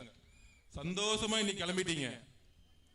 உங்களுக்கும் சரி, உங்களுடைய மகனுக்கும் சரி, கடைசி நாள் இன்னைக்கு சட்டசபையில ஒரு முதல்வரோட ஒரு இன்சியலோட வந்தது. அப்ப கொள்கை தெரியுமா நம்மளை பார்த்து கேட்டாங்களே. நான் ஒன்னே ஒண்ணு இந்த கடலூர் மண்ணில இருந்து கேட்கிறேன். 1921 ஜீவோ போட்டாங்க. கேஸ் சர்வே மூலமா எந்த அளவுக்கு சோசியல் ஜஸ்டிஸை நிலைநாட்டின ஊர் நம்மளுது. 1951 முதல் அமெண்ட்மெண்ட் தமிழ்நாட்டில் நடந்துச்சு. எதற்காக? நம்மளுடைய சமூக நீதி பாதுகாக்கப்படும் பொழுது, நம்மளுடைய ரிசர்வேஷன் பாதுகாக்கணும்னு ஒன்று நடந்துச்சு. அதுக்கப்புறம் அம்மா ஜெயலலிதா அவர்கள் 69% பாதுகாக்கிறதுக்காக போராடி அதை நிலைநாட்டினாங்க. ஆனா இன்றைக்கு இந்த கடலூர் மண்ணில திமுக ஒண்ணு கேட்கிறேன். பீகார்ல 2023 கேஸ் சர்வே பண்ணிட்டாங்க. அந்த கேஸ் சர்வே மூலமா, சாதி வாரி கணக்கெடுப்பு மூலமாக எவ்வளவு பெரிய டிஃபரன்சஸ் இருக்கு, ஏழ்மையா இருக்கக்கூடிய சாதிகளுக்கும் அரசாங்கம் செல்லக்கூடிய ஸ்கீம்ஸுக்கும் எவ்வளவு வித்தியாசம் இருக்கு, திட்டங்கள் எவ்வளவு வித்தியாசம் இருக்குங்கிறத கண்டுபிடிச்சாங்க. பீகார்ல நிறைவேறிடுச்சு, தெலுங்கானால பண்ணிட்டாங்க, கர்நாடகால பண்ணிட்டாங்க. அண்ணா வழியில் வந்த திமுக ஏன் கேஸ் சர்வேவை கையில் எடுக்கல? இதுக்கு முதலமைச்சர் இன்றைக்கு பதில் சொல்லணும். ஏன் எடுக்கலன்னா, சாதிவாரி கணக்கெடுப்பு நடத்திட்டா இன்றைக்கு உண்மையான கணக்கெடுப்பு தெரிஞ்சிடும். தலித் தோழர்கள் அவங்களுடைய கணக்கெடுப்பு என்ன, பிற்படுத்தப்பட்ட சமூகத்திலிருந்து வந்தவங்களுடைய கணக்கெடுப்பு என்ன, ஓபிசி மக்களுடைய கணக்கெடுப்பு என்ன, இந்த உண்மையை வெளியே கொண்டு வரக்கூடாதுதான் திமுகவுடைய எண்ணம், முதலமைச்சருடைய எண்ணம். இது முக்கியமா நான் பதிவு பண்றேன். அனைத்து கட்சிக்கும் இந்த கேள்வியை கேட்கணும். முக்கியமா திமுக கூட்டணி இருக்கக்கூடிய கூட்டணி கட்சிகள் சமூக நீதியின் அடிப்படையில் உருவாக்கக்கூடிய கூட்டணின்னு சொல்றாங்களே, 5 வருஷமா ஏன் தெலுங்கானால நடத்தினாங்க? காங்கிரஸ் பார்த்து கொஸ்டின் கேட்கிறேன். தெலுங்கானால வந்து சாதிவாரி கணக்கெடுப்பு நடத்தினாங்க. ஐயா ராகுல் காந்தி அவர்கள் வந்து அதை நடத்த சொன்னாரு. இன்னைக்கு கர்நாடகால நடந்துகிட்டு இருக்கு, மேற்கு வங்கத்தில் நடந்துட்டு இருக்கு, பீகார்ல நடத்தியே முடிச்சிட்டாங்க. இதெல்லாம் செல்வ பெருதும் கேட்க மாட்டாரு. இன்னைக்கு எல்லாம் சட்டசபையில அவர் தான் முதலமைச்சர் ஆவாரு, அவர் தான் முதலமைச்சர், அவர் காங்கிரஸ்ல இருந்து முதலமைச்சர் ஆகணும் வாயில வரவே மாட்டேங்குது காங்கிரஸ் தலைவருக்கு. அப்படிப்பட்ட தலைவர்கள் இன்னைக்கு காங்கிரஸ்ல உட்கார்ந்துகிட்டு இருக்காங்க. ஆனா பக்கத்து ஊர்ல எல்லாம் சாதிவாரி கணக்கெடுப்பு நடத்திக்கிட்டு இருக்காங்க. ஏன்னா அந்த அரசு உண்மையாக மக்களுக்கு நல்லது செய்யணும்னு நினைக்கிறாங்க. அரசாங்கத்தினுடைய ஸ்கீம்ஸ் திட்டங்கள் எல்லாம் ஏழை அடிப்பட்ட மக்களுக்கு கூடிய செல்லணும்னு நினைக்கிறாங்க, ஒடுக்கப்பட்ட மக்களுக்கு செல்லணும்னு நினைக்கிறாங்க. ஆனா திமுக அரசுக்கு சம்பந்தமே இல்லை. அப்ப சாதி வாரிய கணக்கெடுப்பு ஏன் நடத்தக்கூடாதுன்னா, அவங்களுக்கான எண்ணமும் கிடையாது. பிஜேபிக்கு எப்படி அந்த எண்ணம் கிடையாதோ அதே திமுகவுக்கும் கிடையாது. இப்ப கொள்கை ரீதியா திமுக டிவிகே இருக்கான்னு கேட்கிறாங்களே, இதற்கு பதில் சொல்லுங்க. நாங்க அடுத்த கேள்வி கேட்கிறோம். எங்களுடைய தலைவர் முதல் மாநாட்டிலே சொன்னாரு, சாதி வாரி கணக்கெடுப்பை நடத்தணும் சொன்னார் எங்க தலைவர். இதுதான் டிவிகேவுடைய நிலைப்பாடு. எங்க தலைவர் முதலமைச்சர் ஆன உடனே முதல் வேலை தமிழ்நாட்டில் சாதி வாரி கணக்கெடுப்பை நடத்துவார். இதுதான் பெரியார் உருவாக்கிய மண். இதுதான் கலைஞரும் நினைச்சாரு, எல்லா தலைவர்களும் நினைச்சாங்க. ஆனா இன்னைக்கு முதலமைச்சர் மு.க. ஸ்டாலின் நினைக்க மாட்டார். ஏன்னா அதை பத்தி என்னன்னே அவருக்கு தெரியாது. அவர்கிட்ட போய் கேஸ் சர்வேன்னு தயவு செஞ்சு நம்ம தலைவரை பார்த்து அவர் ஏன் ஊடகத்துல பேட்டி கொடுக்க மாட்டேங்கிறார், பேட்டி கொடுக்க மாட்டார். இப்ப நான் ஓப்பட திமுக காரன் பார்த்து கேட்கிறேன், நாளைக்கே ஒரு ஸ்டேஜ போடுவோம், எல்லா பத்திரிகையும் கூப்பிடு, 2 பேர் தான் அந்த ஸ்டேஜ்ல இருக்கணும். எல்லா நிர்வாகிகளும் இந்த கேள்வியை பதில் சொல்லுங்க. ரமேஷ், ராஜ்மோகன் எல்லா பேட்டியிலும் சொல்லுங்க. சேலஞ்ச் விடுற முதலமைச்சரை பார்த்து, எந்த பேப்பர் இல்லாம உன் பக்கத்துல எந்த நிர்வாகி இல்லாம தனியால ஸ்டேஜ்ல வந்து உட்கார். என் தலைவர் தனியா வருவார். 2 பேரை வச்சு பிரஸ் கான்ஃபரன்ஸ் நடத்துவோம். இந்த போட்டிக்கு நான் ரெடினா நாளைக்கே நான் ரெடி, என் தலைவர் ரெடி. இந்த அள்ளு சில்லறைக்கெல்லாம் என் தலைவர் பதில் சொல்ல மாட்டார். இந்த அள்ளு சில்லற, இந்த அண்டா சொம்பு டீஸ்பூனு இதெல்லாம் பதில் சொல்ல மாட்டாரு. என்ன ஒருத்தருக்கு தான் இங்க போட்டியே திமுக டிவிகே திமுக. அப்ப யாருக்கு பதில் சொல்லணும்?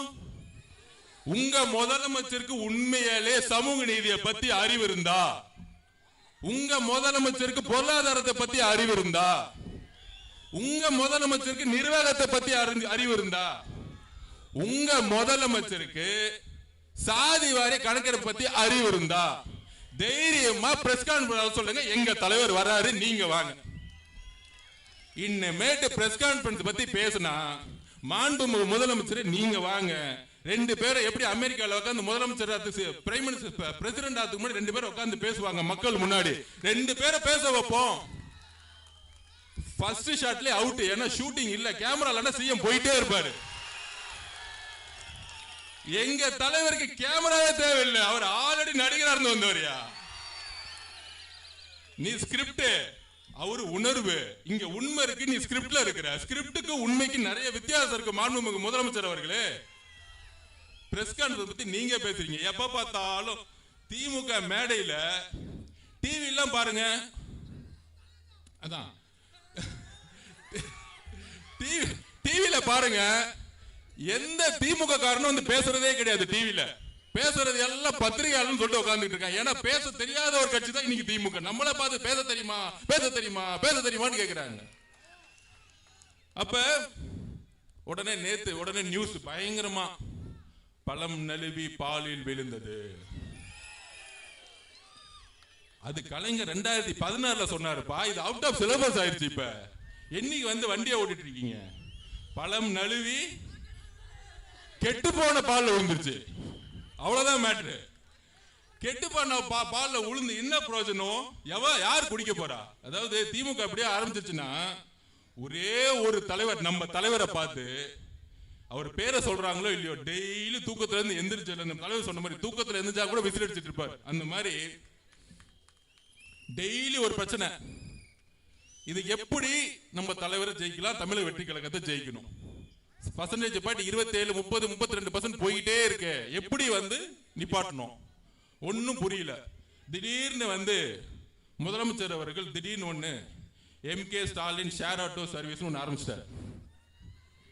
யாரெல்லாம் வண்டி நம்ம ஷேர் ஆட்டோல 9 நம்ம டிரைவர் கூப்பிடுவோம் பாத்தீங்களா, அண்ணா ஏறுன ஏறுன ஏறுன ஏறுன ஏறுன ஏறுன ஏறுன ஏறுன ஏறுன ஏறுன வண்டி ஏறுன ஏறுன ஏறுனு சொல்ற மாதிரி ஒருத்தரை ஜெயிக்கிறதுக்கு யார் யாரெல்லாம் கண்ணில் படுறீங்களோ தயவு செஞ்சு ஏறுங்க. பேமெண்ட் மட்டும் டைரக்ட் பிக்ஸ், ஜிபே அனுப்பிச்சுக்கிட்டே இருப்போம். ஜிபே பிக்ஸ் ஏறுங்க, ஜிபே பிக்ஸ் ஏறுங்க, ஜிபே பிக்ஸ் ஏறுங்க. எல்லாம் ஜிபேல தான் ஓடிட்டு இருக்க கூட்டணி இல்ல. அப்ப எல்லாம் ஷேர் ஆட்டோல ஏத்திட்டு தொண்டர்களை நம்ம கிட்ட வந்துட்டாங்க. இதை சொன்னா புரிஞ்சுக்க மாட்டேங்கிறாங்க. காங்கிரஸ் இருக்க தொண்டர்கள் நம்ம கிட்ட வந்துட்டாங்க. எல்லா தொண்டர்களும் ஷிஃப்ட் ஆயிட்டாங்க. ஆனா ஷேர் ஆட்டோ மட்டும் போய்கிட்டே இருக்கு. முன்னாடி அவங்க அப்பா, பக்கத்துல பையன், 2 பேர் ஓட்டுவாங்க பாத்தீங்களா ஷேர் ஆட்டோ. அப்ப நம்ம எது ஓட்டுறோம்? அரசு பேருந்து, மக்களை ஏற்றக்கூடிய ஒரு பேருந்து. இப்ப ரீசெண்டா நான் பஸ்ல போனேன். மகாபலிபுரம் டு கோவளம் வரைக்கும் போனேன் ஒரு சர்வே எடுக்கிறதுக்காக. நானும் என் ஆபீஸ்ல வேலை பார்க்கறே ஒரு தோழரும் போனோம். கேப்லாம் போட்டுட்டு போகும்போது நம்மளுடைய சின்னம் இருக்கு பாருங்க, எந்த அளவுக்கு ரீச் ஆயிருக்கு தெரியுமா? கோவளத்திலிருந்து கரெக்டா 7-8 ஸ்டாப், சாரி மகாபலிபுரத்துல இருந்து கோவளம் வரைக்கும் நான் போயிட்டு இருக்கேன். ஒவ்வொரு தாட்டி கண்டக்டர் விசில் அடிச்சுக்கிட்டே இருக்காரு. ரே ரே போலாம், இறங்க, நிப்பாட்டு. நான் அப்பதான் நினைச்சேன், எத்தனை ஆயிரம் பஸ் ஓடிட்டு இருக்கு, ஒவ்வொரு ஸ்டாப்லயும் விசில் அடிச்சுட்டே இருக்காரு கண்டக்டர். அப்ப நண்பர்களே, நம்மளுடைய சின்னம் 8 கோடி பேருக்கு ரீச் ஆயிடுச்சு. நீங்க ஒன்னே ஒண்ணு புரிஞ்சுக்கணும், இந்த கூட்டணியுடைய அரித்மெட்டிக்ஸ்ல தமிழ்நாட்டில் எடுப்படாது. தலைவர் மேலே நம்பிக்கை இல்லாத பொழுது பக்கத்தில் இருக்கவங்க மேல எப்படி நம்பிக்கை வரும்? முதலமைச்சர் வேட்பாளர் அண்ணன் திருமானனா? இல்லை. முதலமைச்சர் வேட்பாளர் கம்யூனிஸ்ட்ல இருந்து இருக்காங்களா? இல்லை. முதலமைச்சர் வேட்பாளர் அம்மா பிரேமலதா மேடமா? இல்லை. வேற யார் இருக்காங்க? முதலமைச்சர் வேட்பாளர் ஐயா வைகோ அவர்களா? இல்லை. முதலமைச்சர் வேட்பாளர் அண்ணன் வேல்முருகன் அவர்களா? இல்லை. நேத்து வரைக்கும் எம்எல்ஏ சீட்டு கொடுப்பாங்களான்னு நினைச்சிட்டு இருந்தாங்க. அதனால இன்னைக்கு புகழ்ந்துட்டு இருக்காரு சட்டசபையில். ஐயா எனக்கு கொஞ்சம் எம்எல்ஏ சீட்டு கொடுத்துருங்க, அப்பாவும் பையனும் புகழ்ந்துடுறேன். எம்எல்ஏ சீட்டு வேணும்னா எங்க தலைவர் விஜய் அவர்கள் திட்டா சீட்டு கிடைச்சிரும். விட்டுருங்க, நல்லா இருந்துட்டு போறாரு, நமக்காக நல்லா இருந்துட்டு போறாரு. போனா பொழைச்சு போட்டோம். சோ அப்ப இன்றைக்கு நம்மளை வச்சுதான் அங்க வியாபாரம் பயங்கரமா ஓடுது. ஒரு பெரிய வியாபாரியை போட்டு ஒரு சின்ன வியாபாரி வந்து போட்டி போடுவாங்களே, அந்த மாதிரி நாங்க விஜய் கிட்ட போயிடுவோம் அங்க திமுக வியாபாரம் பண்ணிட்டு இருக்காங்க. எங்க தலைவர் முதல் நாளே சொல்லிட்டார், 234 தொகுதியிலும் தனியா நின்று வெற்றி பெறக்கூடிய வலிமை எனக்கு இருக்கிறது. தொண்டர்கள் பலத்தை மட்டும் சொல்லல, மக்களுடைய பலம் தெளிவா சொன்னாரு. நான் வீடு வீடா போயிட்டு தான் கட்சியே ஆரம்பிச்சேன், நீ இனிமேல் தான் வீட்டுக்கே போறீங்க. அப்ப அஜெண்டா தெளிவு. நமக்குள்ள ஒரு வேக, ஒரு என்ன சொல்றாங்க, ஒரு டிவி மாயை உருவாக்குவாங்க. நீங்க 2014 திருப்பி சொல்ற, 2014 தேர்தல் களம் எப்படி இருந்து தெரியுமா? கலைஞர் சென்ட்ரல் கவர்மெண்ட்ல அவங்க தான் பவர், காங்கிரஸ், விசிகே, பிஎம்கே வரிசையா பாத்தீங்கன்னா எல்லா கட்சி இருந்துச்சு. ஆனா 2014 எதிர்கட்சியா கூட திமுக. அந்த ரிசல்ட் தான் திருப்பி வரப்போகுது. என்றைக்கும் திமுக 2வது தடவை ஜெயிச்சதா வரலாறே கிடையாது. என்றைக்கும் வரலாறு கிடையாது. அந்த வரலாற்றை அவங்க அப்பனாலே உடைக்க முடியல, பையனால உடைக்க முடியுமா? கலைஞரால உடைக்க முடியல, ஸ்டாலினால உடைக்க முடியுமா? முடியவே முடியாது. அதுதான் வரலாறு சொல்லுது. கடைசியா ஒரு ட்ரை பண்ணி பார்த்தாரு கலைஞர். எப்ப தெரியுமா? 1984. ஏன்னா அப்ப எம்ஜிஆர் ஊர்ல இல்ல, வெளியூர்ல உடம்பு சரியா படுத்துட்டு இருக்காரு. அப்போ ஒரு உருட்டு உருட்டுனாங்க. அண்ணன் செங்கோட்டை என்ன சொன்னார், அந்த உருட்டை என்ன சொன்னாங்கன்னா, என்னுடைய நண்பர் தான் எம்ஜிஆர், அவருக்காக என்ன முதலமைச்சர் ஆக்குங்க, அவர் வந்தவன இந்த பதவியை திருப்பி கொடுத்துருவேன் அப்படின்னு சொன்னாரு. அந்த உருட்டு கூட மக்கள் நம்பாம படுத்துட்டு இருந்தவன ஜெயிக்க வச்சாங்க. இதுதான் தமிழ்நாடு. இந்த குடும்பம் என்றைக்கும் ஜனதாதள் ஜெயிச்சதே இல்ல. ஐயா இபிஎஸ் அவர்கள் மேல ஏற்பட்ட தோல்வினால 2021 வந்தாங்க, பிஜேபி எதிர்த்தனால வந்தாங்க. ஆனால் இன்னைக்கு நிர்வாகம் ஒட்டுமொத்தமா ஊழல் மட்டுமே அடிப்படையா இருக்கிறதுனால கண்டிப்பாக இன்னொரு முறை இந்த குடும்பம் வர்றதுக்கான வாய்ப்பே இல்லை. அது இல்லாம இப்ப வரும்போது பார்த்துட்டு இருந்தேன் யூடியூப்ல, கமலஹாசன் நாளைக்கு ஒரு மீட்டிங் நடத்துறாராம். அது புரியல, திடீர்னு அவர் எங்க வந்தாருன்னு தெரியல அரசியலுக்கு. அந்த கட்சியை தான் ரெட் ஜெயிண்ட் வாங்கி 2 வருஷம் ஆச்சு. திடீர்னு எதுக்குப்பா அவர் காந்தியவாதி மாதிரி ஒரு மீட்டிங் நடத்திட்டு இருக்காரு, திடீர்னு பெரியாரிஸ்ட்ங்கிறாரு, திடீர்னு காந்தியவாதிங்கிறாரு. அந்த கூட்டணி நாளைக்கு எதுக்கு அந்த மீட்டிங்னா, என்ன ஒரே குழப்பமா இருக்குல்ல, அதனால எல்லா கூட்டணி கட்சிகளும் ஒரே ஸ்டேஜ்ல ஏத்திடுறாங்க. அதுக்கு ஒரு காந்தியை கொண்டு வராங்க. நேத்து வரைக்கும் காந்தியை பத்தி யாரும் தமிழ்நாட்டில் பேசினதே இல்லை. ஆனா திடீர்னு கமலஹாசனை கூப்பிட்டு, அண்ணா நீங்க சும்மா தானே இருக்கீங்க, ஒரு காந்தி மீட்டிங் போட்டுருங்க, நம்ம எல்லாம் ஒற்றுமையா இருக்க மாதிரி ஸ்டேஜ்ல நிடுவோம். காந்திவாதி மீட்டிங்கு முக ஸ்டாலின் திமுக கூப்பிடுறீங்களே, அவர் உயிரோட இருந்தாருன்னு வச்சுக்கோங்க, ஏதாவது தூக்கி அடிக்க வந்துருவார். தமிழ்நாடு முழுசும் டாஸ்மார்க் 60,000 கோடி ரூபாய் சேல்ஸ் பண்ணிட்டு, காந்தியோட அடிப்படை கொள்கை என்னப்பா, மதுக்கு எதிரானது. ஆனா நாளைக்கு காந்தியவாதி மீட்டிங் முக ஸ்டாலின் அவர்கள் தலைமை தாங்குகிறார், துணை முதலமைச்சர் அவர்கள் தலைமை தாங்குகிறார்.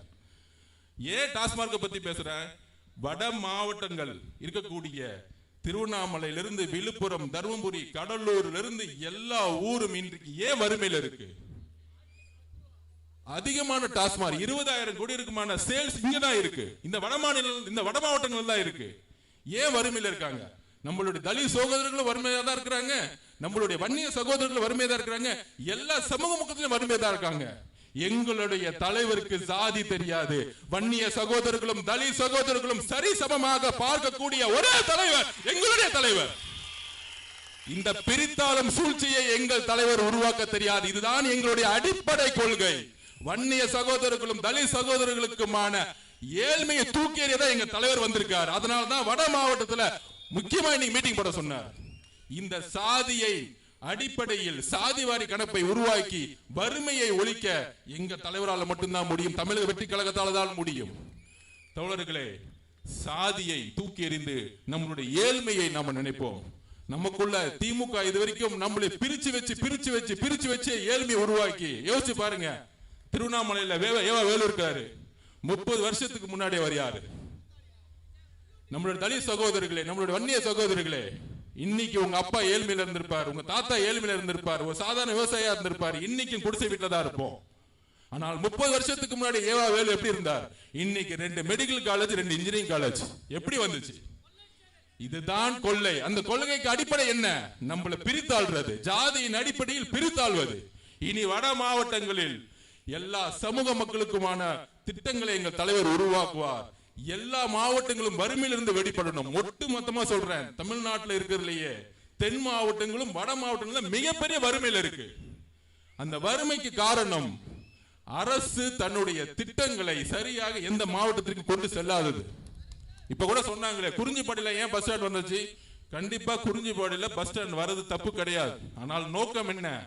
அவங்க ஃபேமிலி சுத்தியிலும் லேண்ட் வாங்கி போட்டிருப்பாங்க, ரியல் எஸ்டேட், அவ்வளவுதான். அந்த லேண்ட் வேல்யூ ஏறணும்னா பஸ் ஸ்டாண்ட் கொண்டு போகணும். சோ இந்த மாதிரி எல்லாமே ரியல் எஸ்டேட் ஊழல், இதை நோக்கியே திமுக சொல்லும் பொழுது 11 பேர் இல்ல, இன்னும் யார் யாரெல்லாம் இருக்காங்களோ இன்னும் 25 பேரை கூப்பிட்டுக்கோங்க, இன்னும் 30 பேரை கூப்பிட்டுக்கோங்க. ஏன்னா உங்களுக்கு உங்க மேலே நம்பிக்கை இல்ல, அதான் பிரச்சனை. முக ஸ்டாலின் அவர்களுக்கு அவர் மேலே நம்பிக்கை கிடையாது, அதனாலதான் இன்னும் 30 பேரை கூட்டிட்டு போவார். ஆனால் எங்களுக்கு, எங்களுடைய தலைவருக்கு இந்த மண்ணின் மீதும் இந்த மக்களின் மீதும் நம்பிக்கை இருக்கு. இன்னும் 75 நாள்ல தமிழக முதலமைச்சராக தலைவர் உருவாதை யாராலையும் நிப்பாட்ட முடியாது. தமிழக வெற்றிக்கிழமை ஆளுங்கட்சியாளர் யாராலும் ஒட்ட முடியாது. ஒன்னே ஒண்ணு, நம்மளுடைய உழைப்பை 24 மணி நேரம் செலுத்துவோம். நெக்ஸ்ட் 60 நாள் ரொம்ப ரொம்ப முக்கியமான நாள். கடுமையா உழைக்கணும். கடுமையா உழைக்கணும். ஓட்டு போற அன்னைக்கு எல்லா மக்களையும் கூட்டிட்டு போய் விட்டுட்டாலே போதும், மக்களே வந்துருவாங்க. ஆனால் நம்மளுடைய பணியை கடுமையா செய்யணும் தோழர்களே. நமக்குள்ள உடனே ஜாதி பாகுபாடு கிரியேட் பண்ணுவாங்க. நீ இவரு அவரு, ஒரே ஒரு வாக்குறுதியை குடிக்கிறோம். நம்மளோட தலைவரும் நம்மளோட கட்சியும் எந்த மதத்திற்கும் எந்த சாதிக்கும் சம்பந்தம் இல்லாத ஒரு கட்சினா இன்னைக்கு அதுதான். இன்றைக்கு மாவட்ட செயலாளர் யாருன்னா உண்மையிலே சொல்றேன், எனக்கும் சரி அண்ணனுக்கும் சரி எந்த ஜாதி என்னன்னு எங்களுக்கும் தெரியாது. எல்லோரும் சகோதரர்கள், ஒரே குடும்பம், ஒரே குடும்பமாக இணைந்து தமிழ்நாட்டை முன்னேற்றுவோம். வாழ்த்துக்கள், நன்றி, வணக்கம்.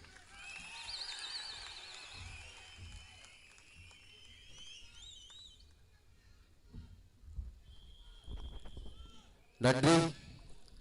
அடுத்தபடியாக ரசிகனாக இருந்த நம்ம எல்லாம் தொண்டராக மாற்றி தலைவரின் கரங்களிலே ஒப்படைத்த, தளபதி நினைப்பதை நினைத்த நொடியிலே செய்து காட்டக்கூடிய வல்லமை மிக்க ஆற்றல் செயல் வீரர் நம்முடைய ஆசான் கழக பொதுச் செயலாளர் அருமையண்ணன் திரு என் ஆனந்த் அவர்களை உங்கள் ஆற்றல்மிகு கரகோஷங்களோடு வருக வருக வருக வருக தலைமுறை தருக என்று வரவேற்கிறேன்.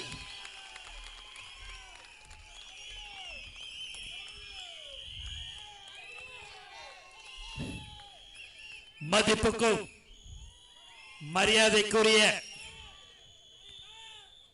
அண்ணன் கேஎஸ், மதிப்புக்கும் மரியாதைக்குரிய தேர்தல் மேலாண்மை பொதுச் செயலாளர் சகோதரர் ஆதவ அர்ஜுனா, மதிப்புக்கும் மரியாதைக்குரிய துணை பொதுச் செயலாளர் ராஜ்மோகன், மதிப்புக்கும் மரியாதைக்குரிய ஒருங்கிணைப்பாளர் ஊடக அணி டிவி.கே. ரமேஷ், மதிப்புக்கும் மரியாதைக்குரிய தலைமை நிலை செயலாளர் ராஜசேகர், மதிப்புக்கும் மரியாதைக்குரிய மாவட்ட கழக செயலாளர்கள் ராஜகுமார், சீனு, இஎம்ஆர், ஆனந்த் மற்றும் ஜெகதீஷ் பாண்டியன், மாவட்ட இணைச் செயலாளர் சகோதரர் அன்பு, பொருளாளர் சத்யராஜ், மாவட்ட மகளிர் அணி அமைப்பாளர் சபிதா லட்சுமி, வழக்கறிஞர் அணி சிவராஜ், தினேஷ், பகுதி செயலாளர்கள் சாரதி, பாலாஜி, தேசிகன், வெற்றிவேல், ஒன்றிய செயலாளர்கள் சுபாஷ், குமரன், ஜெயபிரகாஷ், ஆறுமுகம் மற்றும் சார்பு அணி அமைப்பாளர்கள், அனைத்து நகர ஒன்றிய பகுதி உட்பட அனைத்து நிர்வாகிகள், தளபதி நெஞ்சில் குடியிருக்கும் அனைத்து தோழர்களுக்கும் தோழிகளுக்கும் என்னுடைய முதற்கண் வணக்கத்தை தெரிவித்துக் கொள்கிறேன். ராஜகுமாரிடம் 2 நாட்களுக்கு முன்புதான் கூட்டம் நடத்த வேண்டும் என்று நான் சொன்னேன். 10 நாட்களுக்கு முன்பாக நடத்தலாமா அப்படின்னு கேட்டேன். எப்போ சொன்னாலும் நாங்கள் நடத்த தயார் என்று அனைத்து மாவட்ட செயலாளர்கள் சொன்னாங்க. நேற்று தான் அனுமதி கிடைச்சது. இன்னைக்கு இப்பேற்பட்ட ஒரு கூட்டம் கூடுகிறது என்று சொன்னால் அதுதான் தளபதி மேல் வைத்திருக்கிறதின் பாசத்தின் காரணமாக, அன்பின் காரணமாக இந்த கூட்டம். நம்மளுடைய உயிர் மூச்சு நாடி அனைத்தும் தலைவர் தளபதி தான். தளபதி பார்த்தீங்க அப்படின்னா கடலூர்னா ரொம்ப பிடித்தமான மாவட்டம் தலைவர் தளபதிக்கு. எல்லா மாவட்டமும் பிடிக்கும், அதில் குறிப்பாக கடலூர் ரொம்ப பிடிக்கும். ஏன் என்று சொன்னால் அது தானே புயலாக இருந்தாலும் சரி, சுனாமியாக இருந்தாலும் சரி, எல்லா புயலுக்கும் உடனடியாக வந்து மக்களை சந்தித்த ஒரே தலைவர் நம்ம தலைவர் தளபதி தான். ஒரு சாதாரண ஒரு தொண்டன் சீனு அவர்கள்லாம் அப்போ மாவட்ட செயலாளராக இருந்தார் எல்லா மாவட்டத்துக்கும், கடலூர் முழுக்க. அப்போ அவர் கூப்பிட்டாருன்னு சொன்ன உடனே நிழற்குடைய திறந்து வைத்தவர் தான் நம் தலைவர் தளபதி. நம்ம கடந்த 30-32 வருடமாக எந்த ஒரு எதிர்பார்ப்பும் இல்லாமல் மக்களுக்கு சேவை செய்த ஒரு கட்சி எது என்று சொன்னால் அது தமிழக வெற்றி கழகம் மட்டும்தான். சகோதரர் ஆதரவு அவர்கள் சொன்னார், தலைவர் ஜாதி பார்க்கல எதுவுமேன்னு.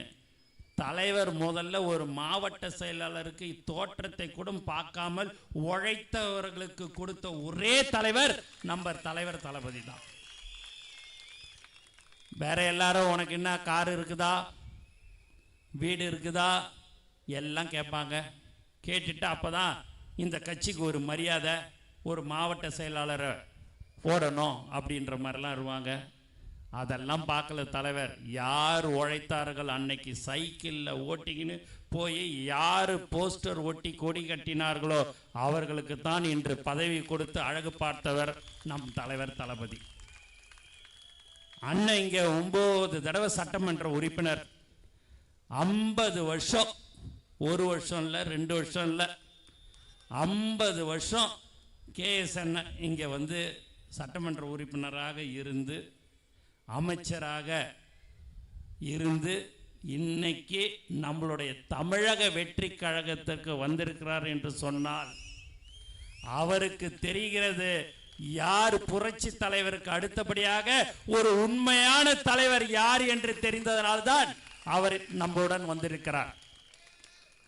இல்லைனா எல்லாருமே நீங்க பார்த்தீங்க அப்படின்னா நேற்று கூட எல்லாரும் அங்கே போனாங்க இங்கே போனாங்கலாம் எல்லாரும் சொல்லுவாங்க.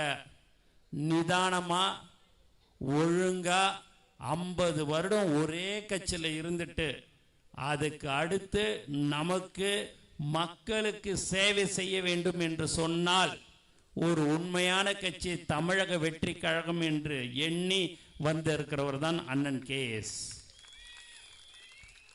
மேலும் சகோதரர் ஆதவ அவர் இருக்கிறார். அவர் உடனே படபடன்னு எப்பயுமே அண்ணா அங்கே மீட்டிங் போடணும், இன்னும் அங்கே ஒரு மாதிரி உடனே போடணும், இந்த இடத்துக்கு போகணும் அங்கே போகணுன்னுவார். டக்கு டக்குன்னு வாயால் வந்து ஈஸியாக சொல்லுவார், ஆனால் அங்கே போடணுன்னுவார். போட்டுடலாமே அப்படின்னுவேன், போட்டுருண்ணே அப்படின்னுவார்.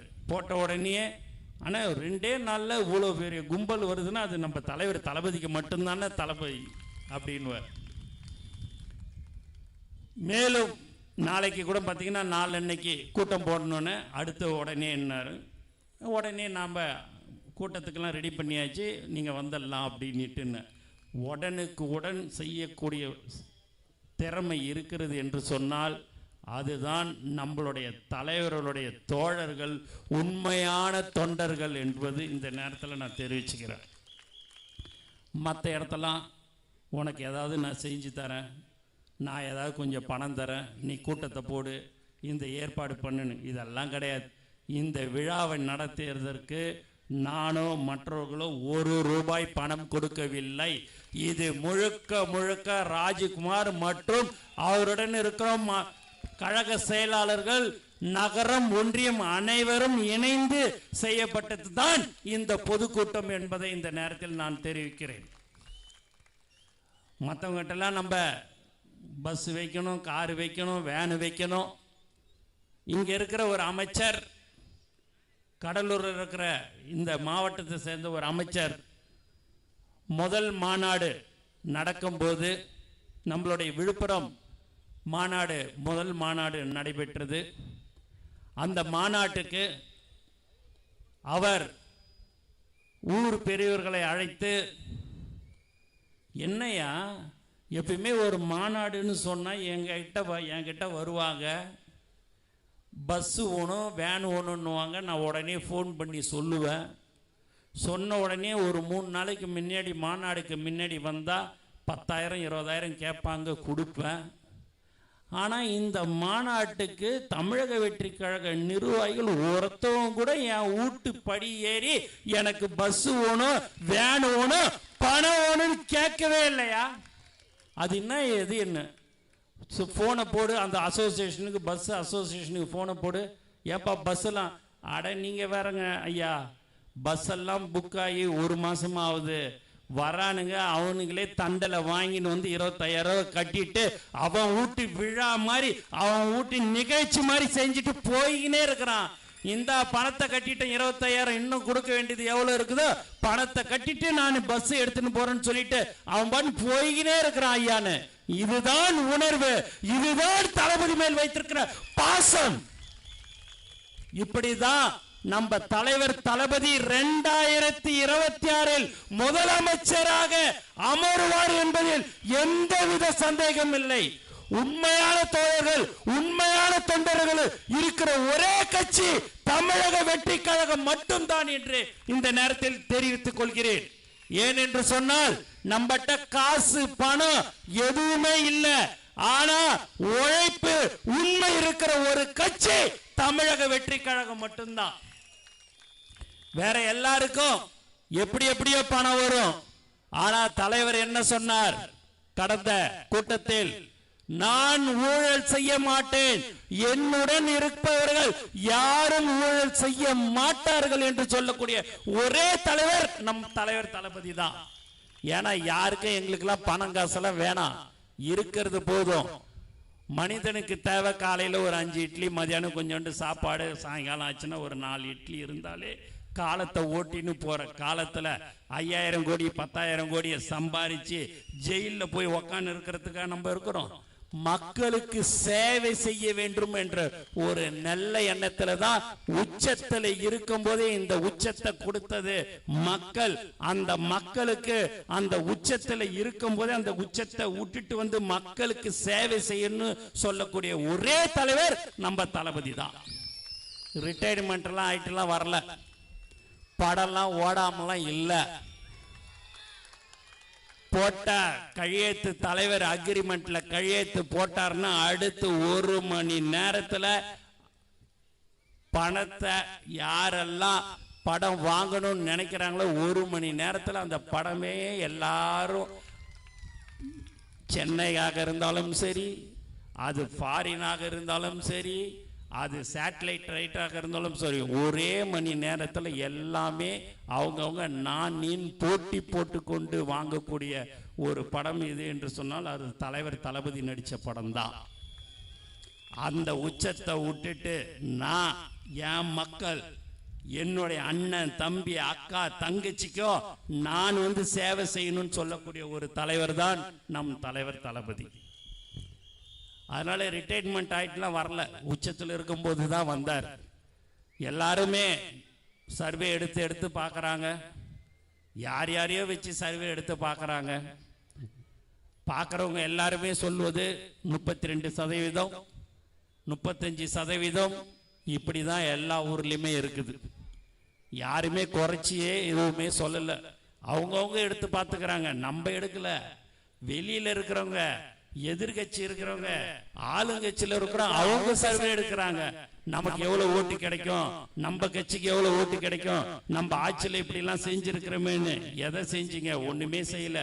மக்களுடைய வரி பணத்துல தான் நீங்க சில விஷயத்தை செய்யறீங்க என்று சொன்னால் அதை கூட நீங்கள் சரியாக செய்யக்கூட முடியாத ஒரு கையாளாத அரசாகத்தான் திமுக இப்போது இருந்து கொண்டிருக்கிறது.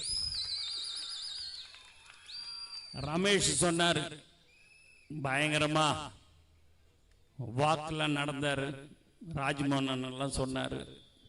எது நடந்தாலும் சரிங்க, தலைவர் தளபதி தளபதி தான். நீங்க எப்படி ஒன்னாலும் வேஷம் போடலாம், எப்படி ஒன்னாலும் நானும் இருக்கலாம் நினைக்கலாம், அதெல்லாம் எதுவுமே எந்த காலத்திலையும் ஒரே தலைவர் தளபதி தான் தமிழ்நாட்டின் தளபதி.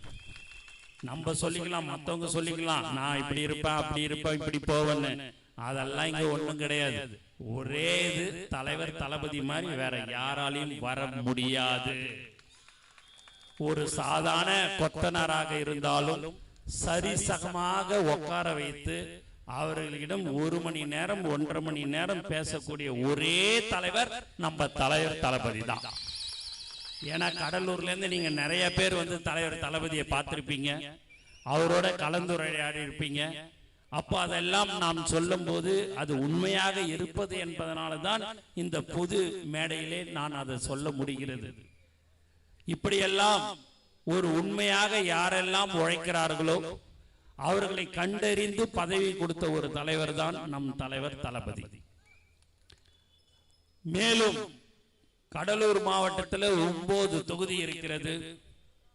இன்று நான் சொல்கிறேன், 9 தொகுதியிலும் தமிழக வெற்றி கழகத்தின் கோட்டையாக இருக்கும், அதில் எந்த சந்தேகமும் நமக்கு இல்லை. எங்களுக்கு பயமும் இல்லை. நாங்கள் 2026 தலைவர் தளபதி அவர்கள் கண்டிப்பாக முதலமைச்சராக ஆவது உறுதி. மக்களுக்கும் சரி தோழர்களுக்கும் சரி ஒரு உண்மையான தலைவராக இருந்து யாரெல்லாம் என்னென்ன நினைக்கிறார்களோ இளைஞர்களுக்கு வேலை வாய்ப்பு முதல் கொண்டு வழங்கக்கூடிய ஒரு ஒப்பற்ற தலைவராக தலைவர் தளபதி இருப்பார். தாய்மார்களுக்கு ஒரு பாதுகாப்பான ஒரு ஆட்சியாக தமிழக வெற்றி கழகம் இருக்கும். ஏனென்று சொன்னால் நேற்று கூட பாத்தீங்கன்னா லாக்அப் டெத் இப்படி எல்லாம் பல்வேறு விஷயங்கள் தமிழ்நாட்டில் நடந்து கொண்டிருக்கின்றன. இப்பெல்லாம் சட்டமன்ற உறுப்பினர் அமைச்சர் எல்லாம் தொகுதியில போனா இப்ப எல்லாரும் கேள்வி கேட்க ஆரம்பிச்சிட்டாங்க. நம்ம மக்களுக்கு எல்லாமே தெரியும். 5 வருஷம் உன்னுடைய பதவி இருக்கிறது, உன்கிட்ட பவர் இருக்கிறது, எதையும் நான் கேட்க கூடாது. நான் உனக்கு ஓட்டு போட்டது நீ எனக்கு சேவை செய்யணும் என்று சொல்லிதான். ஆனால் அந்த 5 வருடம் நீ சேவை செய்யவில்லை என்று தேர்தல் நெருங்க வந்தவுடன் மக்கள் கேட்கிற கேள்வி, ஏன் நீ இதுவரை தொகுதி பக்கமே வரவில்லை, எங்களுக்கு இந்த திட்டத்தை செய்தியா அப்படி என்றெல்லாம் கேட்கக்கூடிய நிலைமை இங்கு வந்து கொண்டிருக்கிறது தமிழ்நாட்டில். அதனால நம்மளை நம்பி நம்மளுடைய தலைவர் ஆட்சிக்கு வந்தால் கண்டிப்பாக நல்லது செய்வார்.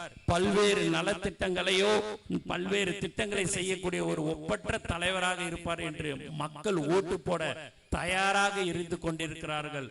அவர்கள் ஓட்டு போடுவதற்கு நாம் எல்லோரும் அவர் சொன்னது போல, சகோதரர் சொன்னது போல 24 மணி நேரம் 20 மணி நேரமாக நாம் உழைக்க வேண்டும். நம்மளுடைய சின்னமான வெற்றி சின்னம் விசில் சின்னத்தை நாம் வீடு வீடாக சென்று எங்களுடைய சின்னம், தலைவருடைய சின்னம், தளபதியுடைய சின்னம், வெற்றி சின்னம் விசில் என்பதை நீங்கள் வீடு வீடாக சொல்ல வேண்டும். இதுதான் ரொம்ப ரொம்ப முக்கியம். நீங்க இன்னும் 60-65 நாட்கள் தான் இருக்கிறது. தலைவர் யாரை வேட்பாளராக அறிமுகப்படுத்துகிறார்களோ அறிவிக்கிறார்களோ அவர்களை வெற்றி பெற செய்ய வேண்டும் என்று உங்களை நான் அன்புடன் கேட்டுக்கொள்கிறேன். நம்மளுடைய உயிர் மூச்சு நாடி அனைத்தும் தலைவர் தளபதி தான்.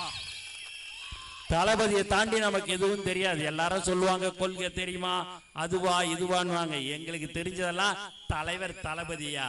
தலைவர் தளபதி என்ன சொல்கிறாரோ செய்யக்கூடிய ஒரு தொண்டனாக தோழனாக நாங்கள் இருப்போம். ஏன் என்று சொன்னால் எங்கள் தலைவர் தளபதி அவர்கள் எங்களை ஒழுக்கமாக வளர்த்து எங்களை மக்களுக்கு சேவை செய்ய வேண்டும் என்று கடந்த 30-32 வருடமாக எங்களை வழிநடத்தி கொண்டிருக்கிற ஒரு ஒப்பற்ற தலைவர் தளபதி தான் எங்களுக்கு.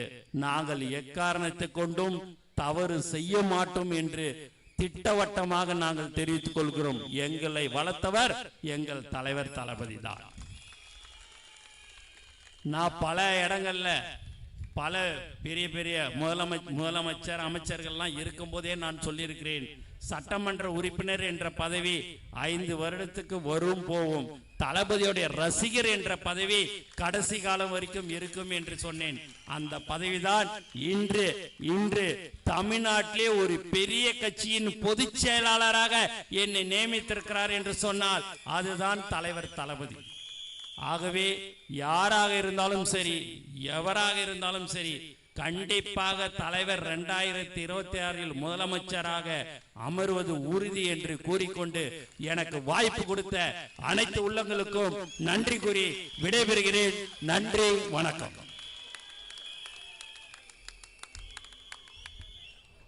ஒரு அரங்கம் நிறைந்த கைத்தட்டலோடு நம்முடைய கழக பொதுச் செயலாளர்களுக்கு நன்றியினை தெரிவிப்போம். அடுத்தபடியாக தமிழக வெற்றி கழகம் கடலூர் கிழக்கு மாவட்டம் சார்பாக வீரவாளானது மாவட்ட செயலாளர் அண்ணன் திரு ராஜ்குமார் அவர்கள் திருக்கரங்களால் பொதுச் செயலாளர் அவர்களுக்கு வழங்கப்படுகிறது.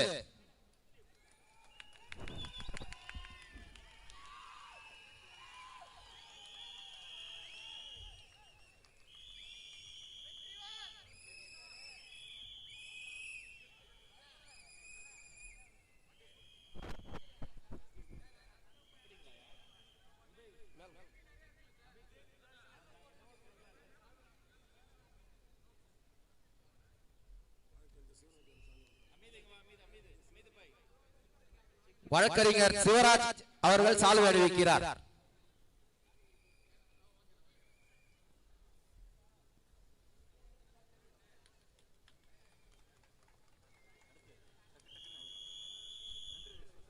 அடுத்தபடியாக நன்றி உரை வாசிப்பதற்காக மஞ்சக்குப்பம் பகுதி செயலாளர் திரு தேசிகன் அவர்களை அழைக்கின்றோம்.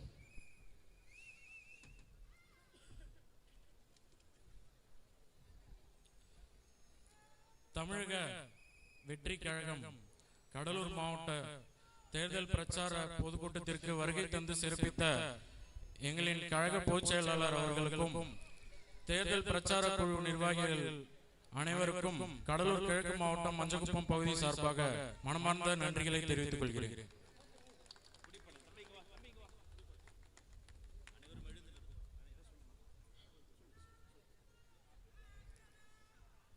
நமக்காக இந்த தேர்தல் பிரச்சார கூட்டத்திற்கு அனுமதி வழங்கிய காவல்துறை துணை கண்காணிப்பாளர் அவர்களுக்கும் காவல்துறை சார்ந்த அனைவருக்கும் நன்றி கூறிய கடமைப்பட்டுள்ளேன். பத்திரிகை நண்பர்களுக்கும் நான் இந்த மனமார்ந்த நெஞ்சார்ந்த நன்றியை தெரிவித்துக் கொள்கிறேன். அனைவரும் எழுந்திருக்கவும். கொடிப்பாடல்